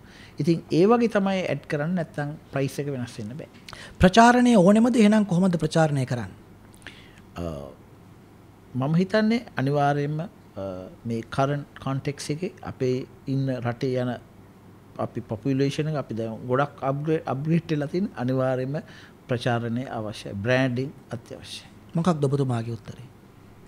ප්‍රචාරණය කියන එකෙන් ඇත්තටම ඩිල්ෂාන් දැන් වෙළඳ දැන්වීම මගින් ප්‍රචාරණය හෝ එවැනි ප්‍රචාරණයක් නොවුනට යම් කිසි විදිහකින් ප්‍රචාරණයක් කිරීම අවශ්‍යයි කියලා මාත් හිතනවා තමන්ගේ වෙළඳපළ කොටස වැඩි කර ගැනීම සඳහා. ඉතින් මේ ප්‍රචාරණය කියන එක සමහර විට කටින් කට තමන්ගේ පාරිභෝගික විසින් කටින් කට යන ප්‍රචාරය වෙන්න පුළුවන්. එහෙම නැත්නම් සමාජ මාධ්‍ය ජාලා භාවිතා කරමින් කරන ප්‍රචාරණයක් වෙන්න පුළුවන්. දැන් අපිට කිසිම වියදමක් නැතුව තමන්ගේ මේ වෙනකොට ඔබ දන්නවා අපි WhatsApp group ගණනාවක ඉන්නවා. මේ group වල සමහරට අපි දහස් ගණනක් මේ group වල ඉන්නවා. ඉතින් ඕන්ට අපේ ප්‍රචාරණයක් දෙන්න ඇත්තටම වියදමක් යන්නේත් නැහැ. ඒ වගේ ප්‍රචාරණයන් කරන්න පුළුවන්. ඒක නිසා මේ වෙළඳ දැන්වීම එහෙම නැත්නම් රූපවාහිනී දැන්වීම, පත්තර දැන්වීම විතරක්ම කියන එක නෙවෙයි. නමුත් ප්‍රචාරණය නිසා වෙළඳපොළ කොටස වැඩි කර ගැනීමේ හැකියාව තියෙනවා කියන එක තමයි මගේ අදහස. රට ඇතුලේ තියෙන වෙළඳපොළ ගැන විතරක් නෙමෙයි අපි අද කතා කරේ. රටෙන් එළියේ තියෙන වෙළඳපොළ ගැනත් අපි කතා කරා. දැන් එතකොට රටෙන් එළියේ තියෙන වෙළඳපොළ අපිට ටිකක් ඈතයි. අපිට එච්චර ළඟ නෑ, හුරු නෑ. එහෙම එකක් දිනා ගන්නකොට අපිට කාගේ හරි උදව් ඕනේ. ලංකා බැංකුව උදව් කරනවා කියලා කිව්වා ඒක හරි. හැබැයි රාජ්‍ය මට්ටමින් ලැබිය යුතු උදව් තියෙනවද ව්‍යවසායකයන්ට? රාජ්‍ය මට්ටමින් කළ හැකි දේවල් තියෙනවද? මොකද රටක් විදිහටත් මේ වෙලාවේ ඩොලර් ඕනේ කරන තැනක ඉන්නවනේ. ඒතර ඩොලර් ටික ගේන්න රටට ව්‍යවසායකයන් ලෑස්ති නම් ඔවුන්ට කොහොමද රාජ්‍ය උදව් කළ යුත්තේ? ගොඩක් දුරට මම හිතන්නේ ටිෂන් අපි රටක් ගත්තොත් අපි ගොඩක් තානාධිපති කාර්යාල තියෙනවා, බිස්නස් සෙන්ටර්ස් තියෙනවා, අපි එක ෆෝරම්ස් තියෙනවා, ඉන්ටර්නැෂනල් ෆෝරම්ස් තියෙනවා, එක කමියුනිටිස් තියෙනවා. ගොඩක් අපි ඔස්ට්‍රේලියාව වගේ රටක් ගත්තොත් අපි ශ්‍රී ලාංකිකයෝ ගොඩක් ඉන්නවා. කැනඩාව ගත්තොත් අපි ශ්‍රී ලාංකිකයෝ ගොඩක් ඉන්නවා. අපි UK ගත්තොත් අපි ගොඩක් ඉන්නවා. අනිවාර්යයෙන්ම හරිම ලේසි ඒ වගේ සංගම් අල්ලලා ඒ වගේ අය කමියුනිටිස් වලට ලේසියෙන් අපිට යන්න පුළුවන්. Community programs, community campaign, Sinhala අවුරුද්දට අපේ සෞදි අරාබියා වගේ රටවල අපේ සිංහල ගෲප්ස් ඔක්කොම එකට එකතු වෙනවා. ඉතින් හරි ලේසි අපිට අපේ ප්‍රචාරණය කරන්න. මේක රාජ්‍ය මට්ටමින් විය යුතු දෙයක්. මේක රාජ්‍ය මට්ටමින් පෞද්ගලික මට්ටම අපි කමියුනිටිස් අපිට අල්ල ගන්න පුළුවන්. අපේ සිංහල සංගමයක් ඇති කොහේ හරි UK වගේ ගොඩක් රටවල් වල ඒ කමියුනිටි ප්‍රෝග්‍රෑම්ස් හරි වැදගත් අපිට. ඉතින් ඒ වගේ ප්‍රෝග්‍රෑම් එකක් අපිට ඒ සංගම් වල ඉන්න අධ්‍යක්ෂවරුන්ට කතා කරලා අපි මේ වගේ කට්ටිය අපි මේකේ කොච්චරක් ව්‍යවසායකයෝ ඉන්නවද අපි එන්ටර්ප්‍රනර් කෙනෙක් නා අපිත් එක්ක ගම් වල ඉන්න ගොඩක් අපේ ගම් වල ඉන්න අපේ ඥාතීන් අපේ ඉන්න බොහොම පවුල් ගොඩක් කුටුම්බ එකතු වෙලා ඇතිනේ. අපිට කියන්න පුළුවන් මේ වගේ පවුල් මෙච්චරක් ඉන්නවා. අපි ඒගොල්ලන්ට උදව් කරන්න තමයි මේ ප්‍රොඩක්ට් එක හදන්නේ මේගොල්ලෝ. අපි මෙහාට යනවා. අපිට ඒක ලොකු ගෲප් එකක් හදාගන්න පුළුවන්. මම වැඩසටහනේ ඔබතුමාට අන්තිම විනාඩි 2-3 දෙනවා. මගහැරුණු තැන් අපි එකතු කරගමු. විශේෂයෙන් තාමත් කෙනෙක් බය වෙලා ඉන්නවා නම් රිස්ක් එක ගන්න. මොකක්ද ඔබේ පණිවිඩය? සහ ව්‍යවසායකත්වය ඉගෙන ගන්න ඕනේ කියලා කිව්වා. ව්‍යවසායකත්වය ඉගෙන ගන්න ඕනේ බිස්නස් එකක් කරන්නමද? ව්‍යවසායකත්වයත් එක්ක අපිට ජීවිතේ කරන්න පුළුවන් දේවල් මොනවද? මම හිතන්නේ ඔබතුමා පළවෙනිම හැබේ ව්‍යවසායකෙක් වෙන්න බය වෙන දෙයක් නැහැ. අනිවාර්යයෙන්ම තමන්ගේ අධිෂ්ඨානයක් තියෙනවා තමන්ගේ ජයග්‍රහණ කරා අනිවාර්යයෙන්ම යන්න පුළුවන් ලෝක වෙළඳපොළට තමන්ගේ නාමය අරයි යන්න පුළුවන්. එකම දේ ඒක අපි හදාගෙන අපි කල්චර් එකෙන්ම අපි පොඩ්ඩක් පස්සට අපි රජයේ ජොබ් එකක් කරන්න බලන්නේ නැත්නම් වෙන පොඩි ජොබ් එකක්ලා හැබැයි ඊට වඩා අපි ශ්‍රී ලාංකික වශයෙන් අපි පුළුල් තලයක අපි ඔක්කොම අපි හැම එක්කෙනාම අපි ස්වභාවයේ මනුස්ස ස්වභාවය අනුව අපි වෙළඳු. ඇත්තටම අපි ජාතියක් වශයෙන් අපිට හොඳ තැනකට යන්න පුළුවන් අපිට ලොකු බිස්නස් වලට යන්න පුළුවන් අපේ ගොඩක් අධිෂ්ඨානයවල තියෙනවා අනිත් එක අපි ගත්තොත් එහෙම අපිට හොඳට හිතන්න පුළුවන් මිනිස්සු මම හිතනවා අපේ ජාතියක් වශයෙන් අපි අනිවාර්යයෙන්ම ඒ තැනට යන්න ඕනේ ඒකට අධිෂ්ඨානය දෙන්න ඒකත් එක්ක අධ්‍යාපන මට්ටම කිව්වොත් මම හිතන්නේ ඩිෂාන් ගොඩක් අය අලුත් යංග ක්‍රවුඩ් එක විශ්වවිද්‍යාල ප්‍රෝග්‍රෑම් කරන්න පුළුවන් නැත්නම් ගොඩක් এডুকেෂන් ප්‍රෝග්‍රෑම්ස් තියෙනවා සමහර විට දේශන තියෙනවා ඒ වගේ ඒවට සහභාගී වෙලා ඒවට ලියවන ඉන්ටර්නැෂනල් ෆෝරම්ස් තියෙනවා ඒවට අපි මේල් එකක් දැම්ම ගොඩක් අපිට රිප්ලයි එන මේක කරන්න කියලා. ඉතින් ඒවා හරිම වැදගත්. නැත්නම් ලෝක ගොඩක් යුනිවර්සිටි ගත්තොත් කේස් ස්ටඩීස් තියෙනවා. අපේ වගේ ආයතන ගොඩක් වෙලාවට අපි රිසර්ච් කරනවා. රිසර්ච් කරද්දී අපි හොයාගන්නවා මේ එන්ටර්ප්‍රෙනර් කෙනෙක් මෙයාට මොනවද කරන්න ඕනේ කියලා. ඒ ව්‍යවසායික ප්‍රෝග්‍රෑම් තියෙනවා. මම හිතන්නේ අපි ස්ලිම් ආයතනයත් අපි කරනවා එක ප්‍රෝග්‍රෑම්ස් අපි ව්‍යවසායව අගේන ප්‍රෝග්‍රෑම්ස් තියෙනවා ඒගොල්ලෝ වගේ ආව අපි ඒගොල්ලන්ට වෙළඳපොළ හොයලා දෙනවා අපි අලුත් ප්‍රෝග්‍රෑම් එකක් කරනවා අපි වෙළඳපොළ හොයලා දෙනවා ඉතින් මේකට බය වෙන්න දෙයක් නැහැ සියලු දිනම ඇවිල්ලා වෙළෙන්දෙක් වෙලා අපිට දැනට අවශ්‍යතාවයක් තියෙන අපිට විදේශ වුණේ මේ සියලුම දේවල් අපිට ගේන්න පුළුවන් සහකාර මහා කළමනාකරතුමනි ඔබතුමාටත් මම අන්තිම විනාඩි 2-3 දෙන්නේ මට උත්තරයක් දෙන්න පුළුවන් නම් මේ ප්‍රශ්නටත් මේ අපේ වැඩසටහන සම්පූර්ණ වෙයි අපි විකුණන්නේ අපි හදන බාණ්ඩ හෝ සේවා විතරක්ද එහෙම නැත්නම් අපිට අපිවත් විකුණන්න පුළුවන්ද මේ මිනිස්සයා කියන්නේත් බ්‍රෑන්ඩ් එකක්ද එහෙමනම් ඒ බ්‍රෑන්ඩ් එක අපි කොහොමද විකුණ ගන්න කියන එකත් එක්ක අපි අවසන් කරමු ඔබේ අදහස් දැක්වීම. ඔව් ඇත්තටම ඩිෂාන් මේ කොවිඩ් වසංගතයත් එක්ක අපේ රටේ ආර්ථිකය යම්කිසි පසුබෑමකට ලක් වෙලා තියෙනවා කියලා කියන්න පුළුවන්. ඉතින් මේ අවස්ථාවේදී ව්‍යවසායකත්වය කියන එක අපිට ඉතාමත් අවශ්‍යයි. නිෂ්පාදන රටට අවශ්‍යයි. ඉන්දියාව වගේ රටවල් ඇත්තට මේ වෙන විට දියුණු තත්ත්වයට පත් වෙලා තියෙන්නේ මේ කුඩා පරිමාණ සහ මධ්‍ය පරිමාණ ව්‍යාපාරිකයන් නිසා. ඉතින් මේ අවස්ථාව වෙනකොට ලංකා බැංකුව සූදානමින් ඉන්නවා ව්‍යවසායකයන්ට අත්වලක් සපයන්නට, ව්‍යවසායකයන් සමග එකතු වන්නට, ඒ වගේම net FM නාලිකාවත් ඔවුන් වෙනුවෙන් ඉදිරිපත් වෙලා තියෙනවා.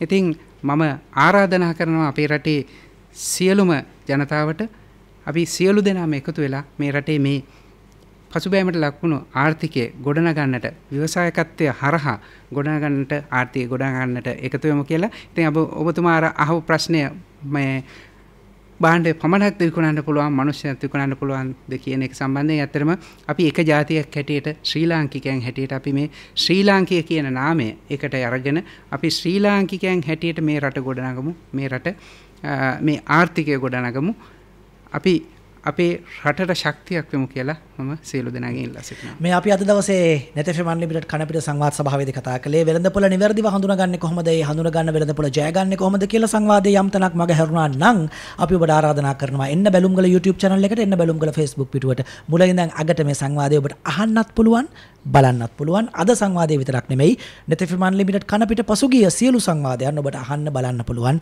ආයිත් ලබන අඟහරුවාදාත් අපි හම්බ වෙනවා ව්‍යවසායකයන් බල ගන්නවන තවත් කතා බහක් සඳහා.